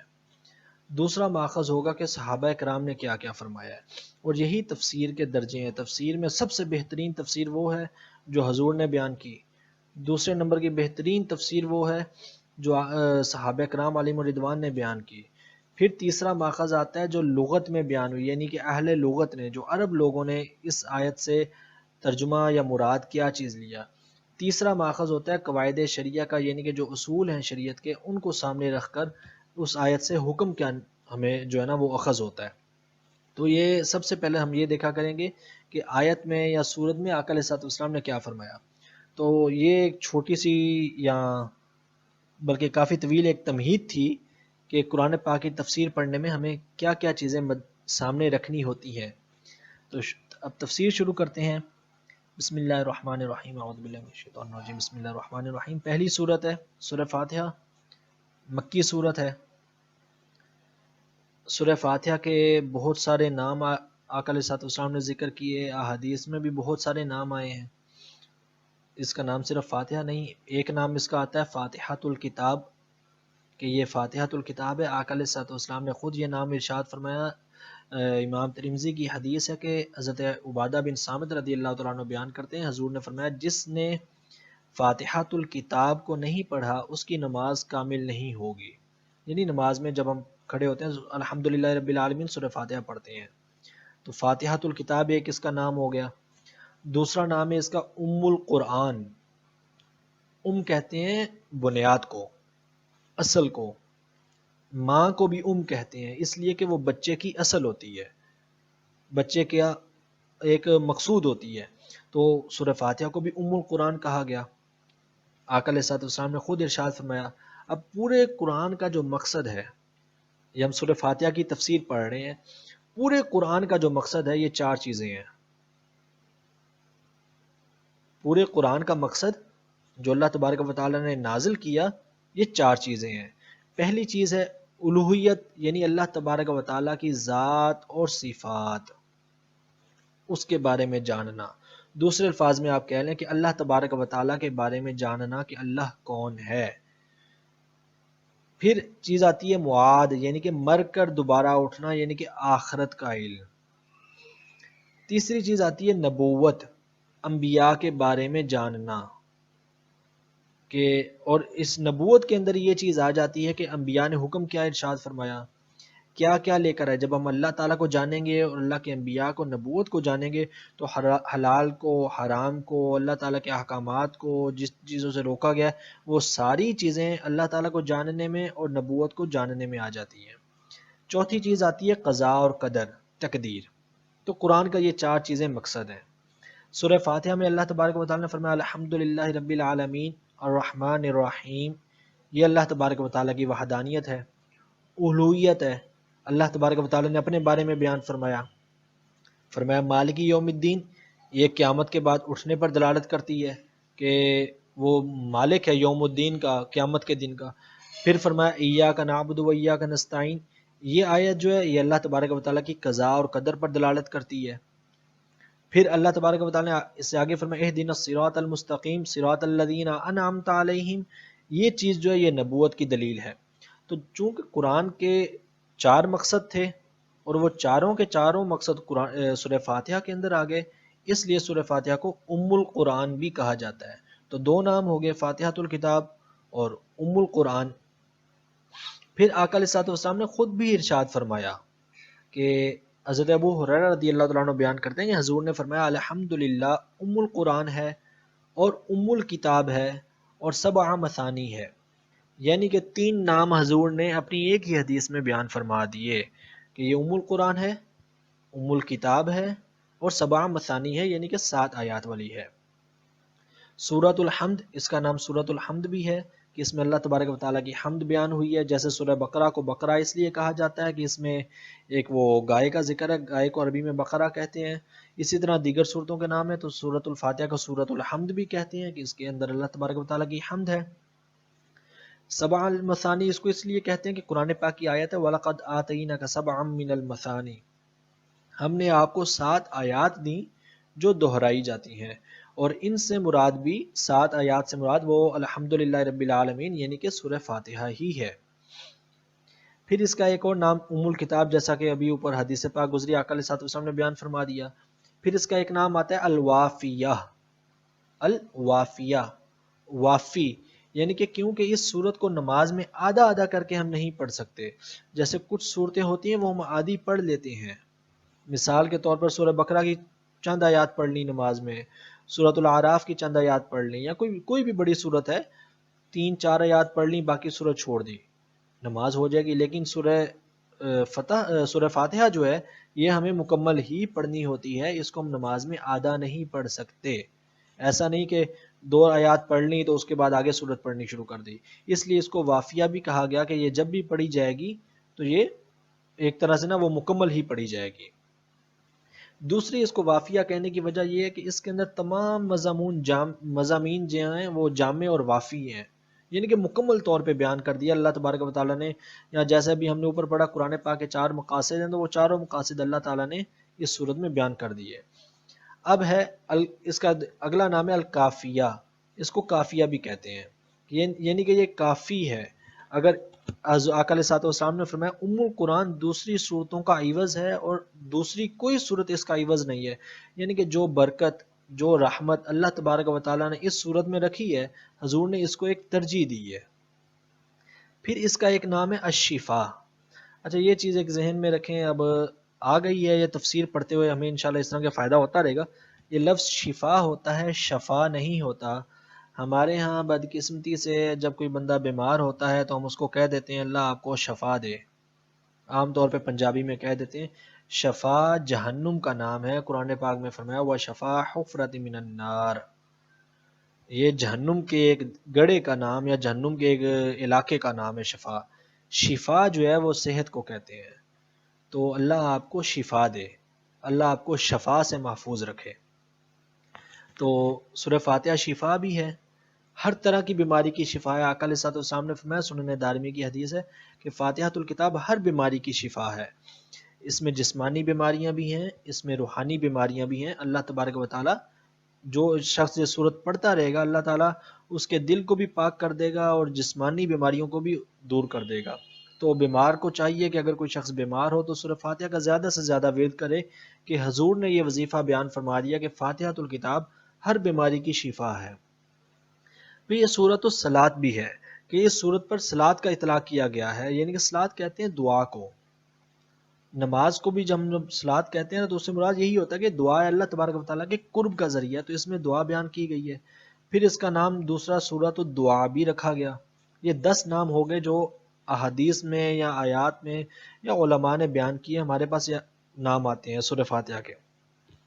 اب اس کے بے شمار فضائل بھی ہیں۔ حضرت ابو سعید معلیٰ رضی اللہ تعالیٰ عنہ بیان کرتے ہیں کہ میں نماز پڑھ رہا تھا، آقا علیہ الصلوۃ والسلام نے مجھے بلایا، میں حاضر نہیں ہوا۔ میں نے عرض کیا یا رسول اللہ میں اس وقت نماز پڑھ رہا تھا، جب بعد میں گئے تو میں نے عرض کیا یا رسول اللہ میں نماز پڑھ رہا تھا، تو حضور نے فرمایا استجیبوا للہ وللرسول اذا دعاکم۔ اب یہ چیز ایک بہت پیاری سامنے آ گئی ہے کہ دیکھیں آقا علیہ الصلوۃ والسلام بلائیں، حضور نے صحابی کو بلایا، حدیث صحیح ہے، صحیح بخاری کی حدیث ہے، حضور نے صحابی کو بلایا اور وہ نہیں گئے، تو آقا علیہ الصلوۃ والسلام نے فرمایا تمہیں آ جانا چاہیے تھا اگرچہ تم نماز پڑھ رہے تھے۔ پھر حضور نے فرمایا سنو، میں تم کو مسجد سے باہر نکلنے سے پہلے قرآن کی سب سے عظیم سورت کی تعلیم دوں گا۔ اور پھر صحابی کہتے ہیں آقا علیہ الصلوۃ والسلام نے میرا ہاتھ پکڑ لیا، جب ہم نے باہر نکلنے کا ارادہ کیا تو میں نے عرض کیا یا رسول اللہ آپ نے فرمایا تھا میں تم کو قرآن کی سب سے عظیم سورت کی تعلیم دوں گا۔ آپ نے فرمایا ہاں الحمدللہ رب العالمین، یہ 7 مثانی یعنی کہ 7 آیات ہیں، یہ وہ قرآن عظیم ہے، یہ وہ عظیم ترین صورت ہے جو اللہ تبارک و تعالیٰ نے ایک تحفے کی صورت میں مجھے عطا فرمائی ہے۔ تو یہ اللہ تبارک و تعالیٰ کی طرف سے سورہ فاتحہ ایک خاص تحفہ بھی ہے جو اللہ تبارک و تعالیٰ نے آقا علیہ الصلوۃ والسلام کی امت کو عطا فرمایا ہے۔ تو یہ بہت بڑی فضیلت اور برکت ہے سورہ فاتحہ کے اندر، اور یہی وجہ ہے کہ آقا علیہ الصلوۃ والسلام نے اور اللہ تبارک و تعالیٰ نے اس کو ہر نماز کی ہر رکعت کے اندر جاری کیا کہ زیادہ سے زیادہ پڑھی جائے۔ اور اگر ہم عام مسلمان اپنی زندگی کا اگر کوئی چھوٹا سا محاسبہ کریں تو ہم دیکھیں گے کہ ہم نے زندگی میں قرآن میں سے سب سے زیادہ سورہ فاتحہ کو ہی پڑھا ہوگا، کہ اگر 4 رکعتیں پڑھتے ہیں تو ممکن ہے چاروں رکعتوں میں سورت کوئی الگ الگ پڑھ لیں لیکن سورہ فاتحہ ضرور پڑھیں گے۔ اب سورہ فاتحہ کا شان نزول کیا ہے، جیسے ہم نے پہلے میں نے اوپر آپ کو اصول تفسیر میں یا مقدمہ میں بتایا کہ کوئی نہ کوئی شان نزول کوئی سبب بھی ہوتا ہے، جب اللہ تبارک و تعالیٰ وہ کوئی صورت یا آیت نازل کرتا ہے تو اللہ تبارک و تعالیٰ نے یہ آیت کب نازل فرمائی یا کہاں نازل فرمائی۔ سورہ فاتحہ کے متعلق اس کی مختلف روایات ہیں، یہ مکہ مکرمہ میں بھی نازل ہوئی ہے اور مدینہ منورہ میں بھی نازل ہوئی ہے، یعنی کہ بعض آیات اور بعض صورتیں اللہ تبارک و تعالیٰ نے 2 بار نازل کی ہیں۔ 2 بار نازل کرنے میں حکمت یہ تھی کہ اس کی مقام، اس کی منزلت، اس کا جو ہے وہ برکت اور اس کی رحمت کا لوگوں کو اندازہ کرایا جائے کہ اللہ نے اس کو 2 بار نازل کیا۔ تو یہ سورت 2 بار نازل ہوئی، ایک بار مکہ مکرمہ میں اور ایک بار مدینہ منورہ میں، یعنی کہ ہجرت مدینہ سے پہلے بھی نازل ہوئی اور بعد میں بھی نازل ہوئی۔ مکی اس کو اس لیے کہتے ہیں چونکہ یہ پہلے ہجرت مکہ سے پہلے، ہجرت مدینہ سے پہلے نازل ہوئی تھی، تو اس لیے پھر اس کو مکی سورہ کہتے ہیں۔ سورہ فاتحہ کی آیات یہ تو مشہور ہیں کہ 7 آیات ہیں، جیسا کہ ہم عام طور پر پڑھتے بھی ہیں۔ اب سورہ فاتحہ کے مضامین کیا کیا ہیں، اس الحمدللہ رب العالمین جب ہم پڑھتے ہیں تو اس کے اندر مضامین کیا کیا ہیں۔ پہلا مضمون جو اللہ تبارک و تعالیٰ نے بیان فرمایا وہ ہے توحید۔ نزول قرآن کے وقت جب قرآن پاک نازل ہوا تو عام طور پر بت پرستی کا عام تھی، کہیں پر ان لوگ ڈائریکٹ بتوں کی پوجا کرتے تھے اور کہیں پر انسانوں کی پوجا کرتے تھے، تو بت پرستی عام تھی۔ تو اس میں اللہ تبارک و تعالیٰ نے اپنی الوہیت کا ذکر کیا کہ الحمدللہ رب العالمین، تمام تعریفیں اللہ کے لیے ہیں، وہ ایک ہی ہے، اور اس نے اپنا رب ہونا ذکر کیا اس صورت کے اندر۔ اور یہ ربوبیت کیا چیز ہے کہ جب ہم عام طور پر پڑھتے ہیں وہ پروردگار ہے، پالنے والا ہے، وہ بنانے والا ہے۔ رب کا معنی ہوتا ہے پالنے والا، بنانے والا۔ تو اس نے یہ جب یہ آیت کریمہ نازل کی الحمدللہ رب العالمین، تمام تعریفیں اس اللہ کے لیے ہیں جو تمام عالمین کا رب ہے، تو اس سے تمام دوسرے خداؤں کی جو جھوٹے تھے، بت تھے یا انسانوں کو بنایا ہوا تھا یا سورج کو بنایا تھا، ان تمام کی نفی ہو گئی کہ جب اس نے فرما دیا کہ ان سب کو تو بنانے والا ہی میں ہوں، تو جب سب کو بنانے والا اللہ ہے تو اس کا مطلب ہے کہ وہ اللہ اصل ہے اور حق ہے، یہ ساری چیزیں مخلوق ہو گئی۔ تو اللہ تبارک و تعالیٰ نے اس میں اپنی توحید اور اپنی الوہیت کو بیان کیا، پھر اس میں اپنی نبوت، انبیاء کی نبوت کو بیان کیا، جیسا کہ ہم نے اوپر مقاصد کے اندر بھی ابھی پڑھا۔ پھر اس کے اندر اللہ تبارک و تعالیٰ نے عبادت کو بیان کیا کہ جب ہم نے عبادت کرنی ہے اللہ تبارک و تعالیٰ کی، ایاک نعبد و ایاک نستعین، ہم نے صرف اللہ ہی کی عبادت کرنی ہے۔ یاد رکھیں اللہ کے علاوہ کسی اور کی عبادت نہیں ہو سکتی، انبیاء کی بھی ہم عبادت نہیں کر سکتے، عبادت صرف اور صرف اللہ ہی کی ہوگی، عبادت اور کسی کی نہیں ہو سکتی۔ پھر اس میں اللہ تبارک و تعالیٰ نے وعدہ بھی فرمایا اور وعید بھی کی۔ وعدہ کیا فرمایا کہ جو اچھے لوگ ہیں ان پر انعام فرمائے گا، اہدنا الصراط المستقیم صراط الذین انعمت علیہم۔ یہ آیات وعدے میں بھی آ جاتی ہیں، کیونکہ جب اللہ تبارک و تعالیٰ بیان فرما رہا ہے تو مقصد یہی ہے کہ لوگ ان پر عمل کریں گے، جو عمل کرے گا وہ انعمت علیہم ہو جائے گا، انعام والا ہو جائے گا، جو عمل نہیں کرے گا وہ غیر المغضوب علیہم، وہ گمراہ لوگوں میں سے ہو جائے گا۔ تو یہ قرآن کا مقصد بھی آ گیا، اور سورہ فاتحہ کی جو ہے نا وہ اللہ تبارک و تعالیٰ نے اس کے مضامین میں بھی بیان فرمایا کہ وعدہ بھی بیان فرما دیا۔ اب پھر اس کے اندر ایک واقعہ یا قصص کی طرف بھی اشارہ کیا کہ جو لوگ پرانی امتوں میں سے اچھے لوگ تھے ان پر اللہ نے انعام کیا، اور جو برے لوگ تھے اللہ نے ان کو تباہ و برباد کر دیا، دول کر دیا، اور جو ہے نا وہ مدلین کر دیا، وہ برباد ہو گئے۔ اب اس سورت کے اندر اللہ تبارک و تعالیٰ نے ہمیں دعا بھی ارشاد فرمائی، اہدنا الصراط المستقیم، کہ اللہ سے دعا کرنی ہے۔ کیسے کرنی ہے؟ یہ پہلی دعا جو اللہ تبارک و تعالیٰ سکھا رہا ہے، یا اللہ ہمیں سیدھا راستہ سکھا دے۔ سیدھے راستے سے کیا مراد ہے، یہ اب ہم آگے مزید تفسیر پڑھتے ہیں تو اس میں آ جائے گا انشاءاللہ۔ اعوذ باللہ من الشیطان الرجیم، اعوذ باللہ ہم کسی بھی صورت سے شروع میں لازمی پڑھتے ہیں۔ یاد رکھیں کہ جب بھی قرآن پڑھیں بسم اللہ پڑھنا سنت ہے، لیکن اعوذ باللہ پڑھنا واجب ہے۔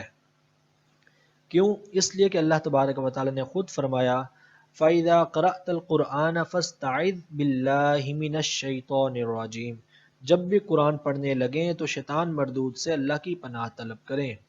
تو اس آیت کریمہ کو سامنے رکھ کے اگر مثال میں آپ کو دوں کہ اگر ہم ابھی قرآن پاک پڑھنے لگیں اور ہم نے پڑھا اعوذ باللہ نہیں پڑھی اور پڑھا بسم اللہ الرحمن الرحیم، تو یہ ایک اچھا عمل نہیں ہے، مکروہ عمل ہے کہ پہلے اعوذ باللہ پڑھنا چاہیے تھی۔ اگر کسی نے پڑھا اعوذ باللہ من الشیطان الرجیم، اب آگے بسم اللہ نہیں پڑھی اور قرآن پاک پڑھنا شروع کر دیا الحمدللہ رب العالمین، تو یہ جائز ہے کہ اس نے قرآن پاک کی آیت پر عمل کر لیا، اگرچہ اس نے ایک سنت کو ترک کیا۔ اور سب سے بہترین طریقہ یہ ہے کہ وہ اعوذ باللہ بھی پڑھے، بسم اللہ بھی پڑھے، اور اس کے بعد قرآن پاک کو جو ہے وہ پڑھنا شروع کرے۔ اگر قرآن پاک پڑھ رہے ہیں اور درمیان میں کوئی بات چیت کر لی یا کوئی اور کام کر لیا اور دوبارہ پڑھنا ہے تو پھر بسم اللہ سے ہم عام طور پہ بسم اللہ الرحمن الرحیم پڑھ کے شروع کر دیتے ہیں، نہیں، اعوذ باللہ من الشیطان الرجیم پڑھ کے شروع کرنا چاہیے۔ ہاں پھر چاہیں تو بسم اللہ دوبارہ پڑھ لیں اور چاہے تو صرف اسے اعوذ باللہ پڑھ کے شروع کر دیں کہ اعوذ باللہ کا حکم اللہ تبارک و تعالیٰ نے خود دیا ہے کہ جب بھی قرآن پڑھو تو یہ پڑھ کے پھر آگے شروع کیا کرو۔ نماز میں اعوذ باللہ جو ہے نا وہ ہم صرف رکعت کے ساتھ ہی پڑھتے ہیں، جب ہم ثنا پڑھتے ہیں ثنا کے بعد پھر ہم پڑھتے ہیں اعوذ باللہ من الشیطان الرجیم بسم اللہ الرحمن الرحیم، اس کے بعد سورہ فاتحہ۔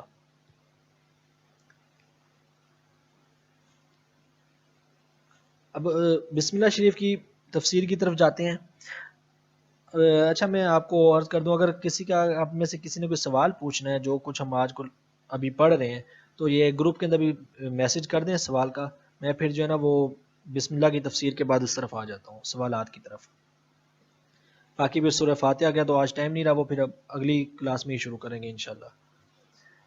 بسم اللہ الرحمن الرحیم، اب اس کا عام طور پہ ترجمہ بنتا ہے بسم اللہ، اللہ کے نام سے یا اللہ کے نام کے ساتھ، الرحمن الرحیم جو بہت رحم کرنے والا اور مہربان ہے۔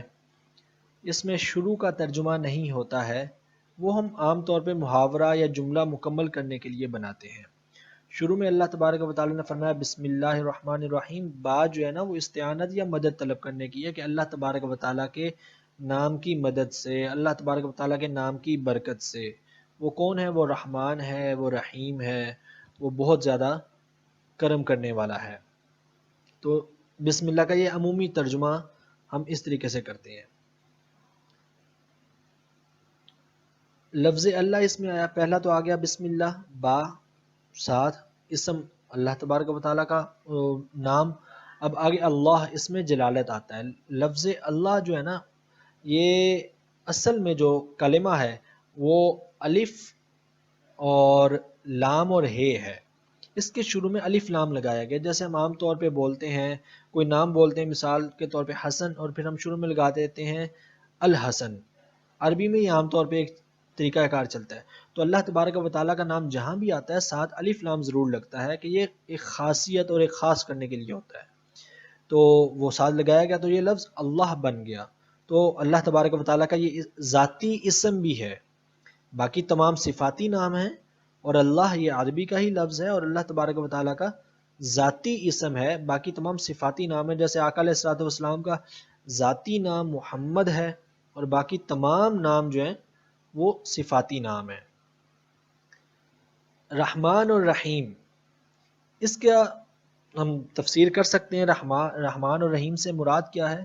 ان دونوں کا جو ہے نا وہ مادہ یا بنیادی لفظ وہ ایک ہی ہے، اور وہ رحمت ہے، رقت قلب ہے، احسان، کرم، مہربانی، کسی پر کوئی فضل کر دینا، کسی پر کوئی رحم کر دینا، کسی کو معاف کر دینا، کہ کسی پر جو ہے نا وہ کوئی غلطی کر بیٹھا ہے تو اس پر شفقت کر دینا، رقت کر دینا، یہ سارے معنی جو ہیں وہ رحمان اور رحیم کے آتے ہیں۔ لیکن ان میں تھوڑا سا اختلاف ہوتا ہے کہ اگر دونوں کا معنی ایک ہے تو پھر اللہ تبارک و تعالیٰ نے رحمان اور رحیم دونوں بیان کیوں کیے؟ پھر تو ایک آنا چاہیے تھا۔ اگر دونوں کا معنی ایک ہے تو ان دونوں میں معنی میں تھوڑا سا اختلاف ہو جاتا ہے الفاظ کی وجہ سے، بنیادی لفظ وہی معنی ہے رحمان اور رحیم کا۔ رحمان اور رحیم دونوں مبالغہ کے صیغے ہیں، مطلب یہ کہ ان میں معنی کی زیادتی ہے کہ اللہ تبارک و تعالیٰ بہت زیادہ رحم کرنے والا ہے، لیکن رحمان کا جو لفظ ہے یہ رحیم کی نسبت زیادہ گہرا معنی رکھتا ہے کہ اللہ تبارک و تعالیٰ بہت زیادہ رحم کرنے والا ہے۔ دوسرے الفاظ میں آپ یوں سمجھ لیں، جیسے ہم عام طور پہ بھی رحیم کسی عام انسان کا نام رکھا جا سکتا ہے، رحمان نام نہیں رکھا جا سکتا۔ رحمان اللہ تبارک و تعالیٰ کے نام کے ساتھ خاص ہے، اسی لیے ہم عبد الرحمن رکھتے ہیں عام طور پر۔ اور پھر رحمان کا جو لفظ ہے یہ اللہ تبارک و تعالیٰ کی تمام نعمتوں کو، تمام عظمتوں کو جو ہے نا وہ شامل ہے، کہ یعنی کہ یہ رحیم سے زیادہ بڑا لفظ ہے۔ اب اس سے مراد کیا ہے کہ دو لفظ کیوں ذکر کیے؟ رحمان کا جب ذکر کیا تو اس سے مراد یہ ہوگی کہ یہ رحمت جو ہے یہ تمام انسانوں پر ہے، اس کے اندر کافر بھی آ گئے، ہندو بھی آ گئے، عیسائی بھی آ گئے، یہودی بھی آ گئے۔ وہ رحمت کیا ہے اللہ تبارک و تعالیٰ کی؟ اللہ نے ان کو رزق دیا ہے، اللہ کے زمین پر ہیں تو اللہ کا رزق کھا رہے ہیں، یہ اللہ کا رحم ہی ہے کہ اس نے ان پر مہربانی کی ہوئی ہے، ان کو دنیا کی نعمتیں دی ہوئی ہیں۔ تو رحمان کا لفظ ان سب کو شامل ہے، جبکہ رحیم کا جو لفظ ہے اس کا تعلق آخرت کے ساتھ ہے، اس کا تعلق دنیا کے ساتھ نہیں ہے۔ رحمان کا تعلق دنیا کے ساتھ ہے، اسی لیے اللہ تبارک و تعالیٰ نے دو صفتوں کا ذکر کیا، معنی دونوں کا ایک ہی ہے کہ وہ رحم کرنے والا ہے، وہ مہربانی کرنے والا ہے۔ تو رحمان کا تعلق دنیا کے ساتھ ہے کہ اللہ تبارک و تعالیٰ نے، اور اس کے اندر پھر جب دنیا کے ساتھ ہے تو اس کے اندر مسلمان بھی آ گئے، غیر مسلم بھی آ گئے۔ رحیم کا تعلق آخرت کے ساتھ ہے، اور یہ خاص ہے، جب آخرت کے ساتھ ہے تو پھر اس کے اندر صرف وہ لوگ آئیں گے جن کو اللہ تبارک و تعالیٰ جن کی بخشش فرمائے گا، یعنی کہ جو مومن ہوں گے اور مسلمان ہوں گے، چاہے وہ امت محمدیہ میں سے ہوں یا پرانی امتوں میں سے ہوں جو پہلے گزر چکی ہیں، حضرت آدم علیہ السلام سے لے کر حضرت عیسیٰ علیہ السلام تک جو بھی گزر چکی ہیں، ان میں سے جو مومنین تھے، جو مسلمان تھے، اور جو اب مومنین ہیں اور مسلمان ہیں جن کی اللہ تبارک و تعالیٰ بخشش و مغفرت فرمائے گا، ان کے اوپر اس کا اطلاق ہوتا ہے۔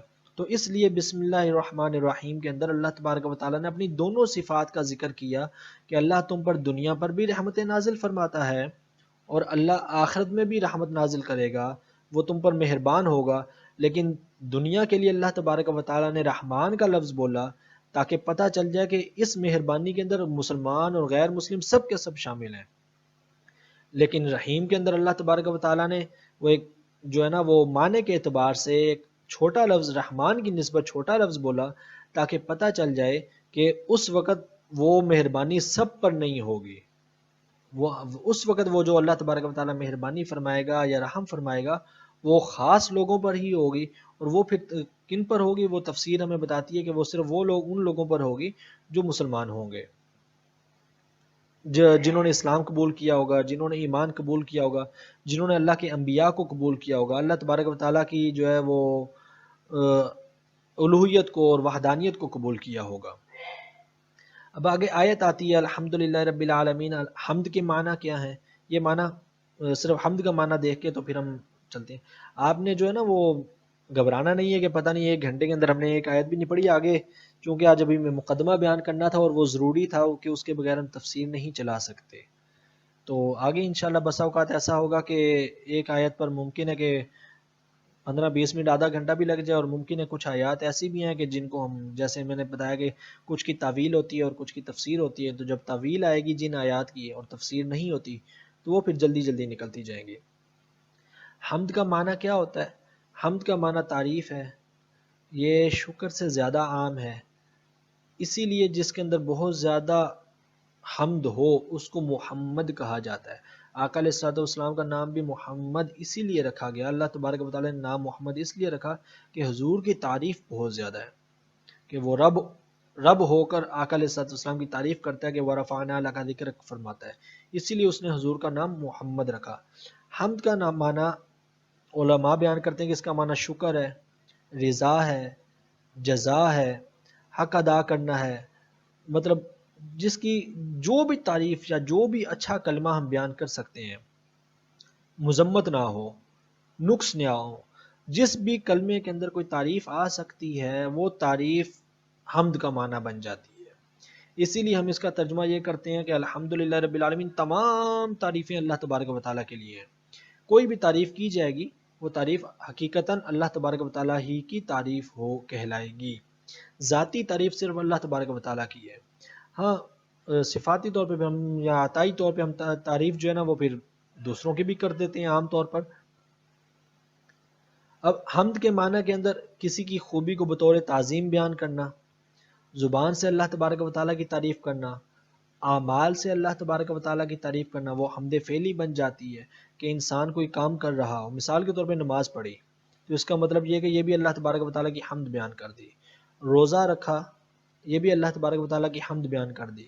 پھر حمد حالی ہوتی ہے، یعنی کہ حال کے اندر حمد بیان کرنا، علم سیکھ رہے ہیں ہم اس وقت بیان کر رہے ہیں، ہم نے کوئی دیکھنے میں اگر کہیں تو ہم نے کوئی اللہ تعالیٰ کا ذکر نہیں کیا، لیکن یہ سارے کا سارا اللہ کا ذکر ہے، یہ سارے کا سارا اللہ کا قرآن سیکھنا ہے، یہ سارے کا سارا اللہ تبارک و تعالیٰ کی تعریف بیان کرنا ہے۔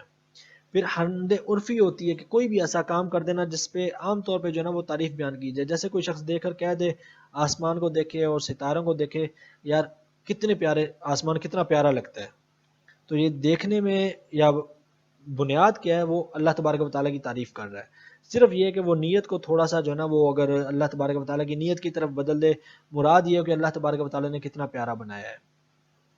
تو یہ ساری کی ساری تعریف اللہ تبارک و تعالیٰ ہی کی تعریف ہے، اور اللہ کی تعریف کتنی ہے وہ ختم نہیں ہو سکتی، کہ وہ خود فرماتا ہے وَإِن تَعُدُّوا نِعْمَتَ اللَّهِ لَا تُحْصُوهَا، اگر تم اللہ کی نعمتیں گننے لگو نا، اللہ کی تعریف بیان کرنے لگو، اللہ کا شکر ادا کرنے لگو، جس میں نے آپ کو کہا کہ تعریف کا معنی شکر بھی ہے، تو شکر بیان کرنے لگو تو تم کبھی بھی نہیں کر سکو گے، ختم نہیں ہوگا۔ اور حضرت اس کی چند احادیث میں بتا دوں، آقا علیہ الصلوۃ والسلام فرماتے ہیں، حضرت ابو ہریرہ رضی اللہ عنہ سے مروی ہے کہ جس کلام کی ابتدا الحمدللہ سے نہ کی جائے وہ کام پورا نہیں ہوتا، نہ تمام رہتا ہے۔ تو ہمیں سورہ فاتحہ کی تفسیر سے یہ بھی پتہ چل رہا ہے، جو حضور نے خود بیان فرما دیا کہ جب کوئی کام کریں تو کوشش کرنی چاہیے کہ الحمدللہ، چلیں اگر پوری نہ پڑھ سکیں تو الحمدللہ ضرور کہہ لیا کریں بسم اللہ الرحمن الرحیم کے ساتھ، کہ حضور کی حدیث ہے کہ جس کلام کی ابتدا الحمدللہ یعنی اللہ کی حمد سے، اللہ کی تعریف سے نہ کی جائے وہ کام پورا نہیں ہوتا، وہ ادھورا رہ جاتا ہے، کہ اس میں اللہ تبارک و تعالیٰ کی رحمت، اللہ تبارک و تعالیٰ کی برکت یا اللہ تبارک و تعالیٰ کی رضا پھر شامل نہیں ہوتی۔ پھر ایک اور حدیث پاک آقا علیہ الصلوۃ اسی سے ملتی جلتی، حضور نے فرمایا کہ جس محتم بشان کام کی ابتدا الحمدللہ سے نہیں کی گئی وہ ناتمام رہ جائے گا، اللہ تبارک و تعالیٰ اس کام کو پورا نہیں کرے گا۔ تو ایک یہ بھی وجہ ہے کہ آقا علیہ الصلوۃ والسلام نے، اللہ تبارک و تعالیٰ نے سورہ فاتحہ کو سب سے پہلے رکھا ہے قرآن پاک کے شروع میں، تاکہ سورہ فاتحہ سے شروع کریں اور قرآن کوئی شخص مکمل کر لے۔ آج بھی اتنا ہی کرتے ہیں، تو پھر آگے دیکھ لیں گے انشاءاللہ اگلی کلاس میں۔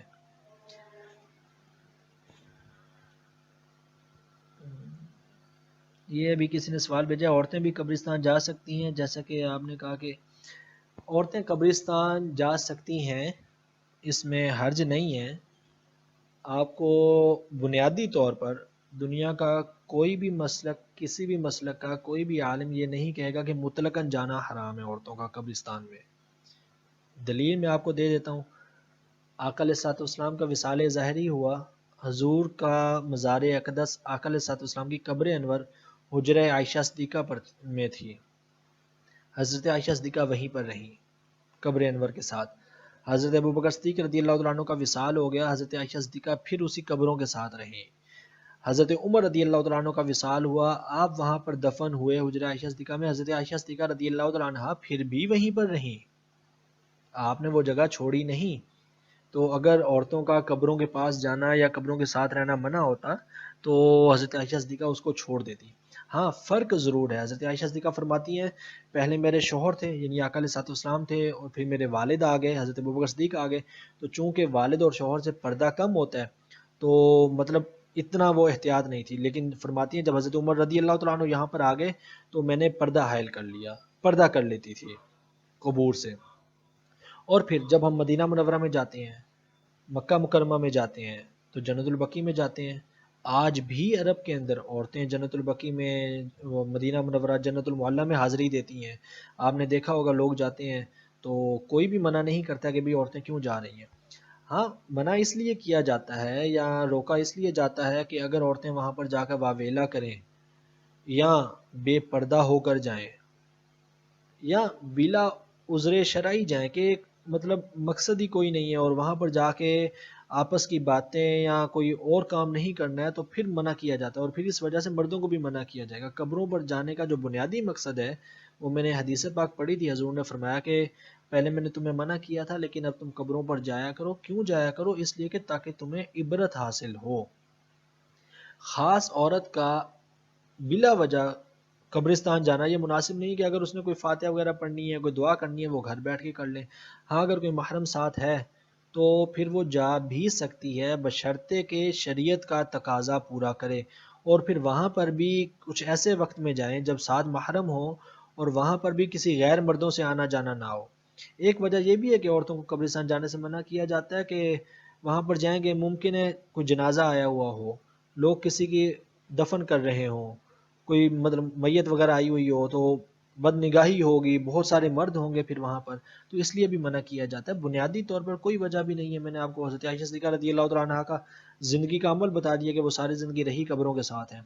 آج بھی آپ عرب میں چلے جائیں، سعودی عرب میں چلے جائیں، مکہ مکرمہ میں آپ کو کوئی ایک شخص بھی نہیں ملے گا کہ جو آپ کو کہہ رہا ہو کہ بھئی جنت البقیع کی طرف نہیں جانا، عورتیں جاتی ہیں۔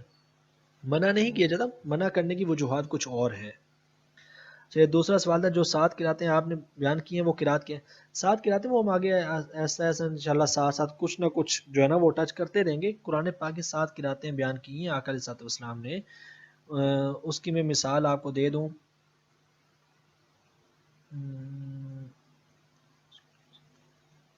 جیسے قرآن پاک میں ایک لفظ آتا ہے انفسکم، اسی لفظ کو آقا علیہ السلام نے دوسرے اعتبار سے انفسکم بھی مطلب تلاوت فرمایا۔ یا جیسے عام طور پہ ہم سنتے ہیں کہ سورہ والضحیٰ کی بھی 2 تلاوتیں، والضحیٰ اور والضحی، لیکن دوسری تلاوت ہر شخص کو پڑھنی نہیں چاہیے، یہاں تو سامنے قرآن ہو اس قرات کا پھر پڑھیں۔ جیسے صحیح بخاری شریف کی میں نے وہ حدیث پڑھی تھی، حضور نے فرمایا 7 حروف میں قرآن نازل ہوا، یہاں تو وہ سامنے ہو پھر پڑھیں، بلا وجہ اپنی طرف سے نہ پڑھیں کہ اس کے پھر قواعد بہت سخت ہیں کہ کہیں یہ نہ ہو کہ غلطی کر بیٹھے۔ لیکن یہ احتیاط کر رکھیں جب پڑھیں تو پھر ایک ہی قرات کے اندر پڑھیں، پھر 2 قراتوں کو مکس نہ کریں، ورنہ جو ہے نا وہ ترجمہ آگے پیچھے ہو جائے گا۔ عام طور پہ بھی ہم کوئی زبان اپنی بات بھی کر رہے ہو تو اگر ہم 2 باتیں مکس کر دیں تو مفہوم کچھ اور نکل آتا ہے۔ تو 7 قراتوں سے مراد یہی ہے کہ بسا اوقات اعراب چینج ہوتا ہے، کہ ایک جگہ پر اعراب کچھ آتا ہے اور اسی آیت کا اعراب آقا علیہ السلام نے کچھ اور بھی بیان کیا ہوتا ہے، اور پھر حضور نے ممکن ہے تیسرے موقع پر اسی آیت کا ایک اور اعراب بھی بیان کیا ہوا ہو، تو وہ زبر زیر پیش کا اختلاف ہوتا ہے، لیکن وہ سارے کا سارا قرآن ہی ہے۔ اس میں یہ نہیں ہے کہ بھئی کہیں گے قرآن میں معاذ اللہ تحریف ہو گئی، وہ تحریف نہیں، وہ ہماری آسانی کے لیے اور حکم اخذ کرنے کے لیے کہ قیامت تک کے لیے کوئی حکم اخذ ہوگا تو وہ اس قرات سے بھی ہو سکتا ہے، اس قرات سے بھی ہو سکتا ہے، اور وہ قیامت تک کے لیے ہوتا رہے گا۔ 7 قراتوں سے مراد یہ ہے۔ یہی 2 سوال آئے ہوئے تھے، مجھے پھر آپ آج کے لیے اجازت دیں۔ السلام علیکم ورحمۃ اللہ وبرکاتہ۔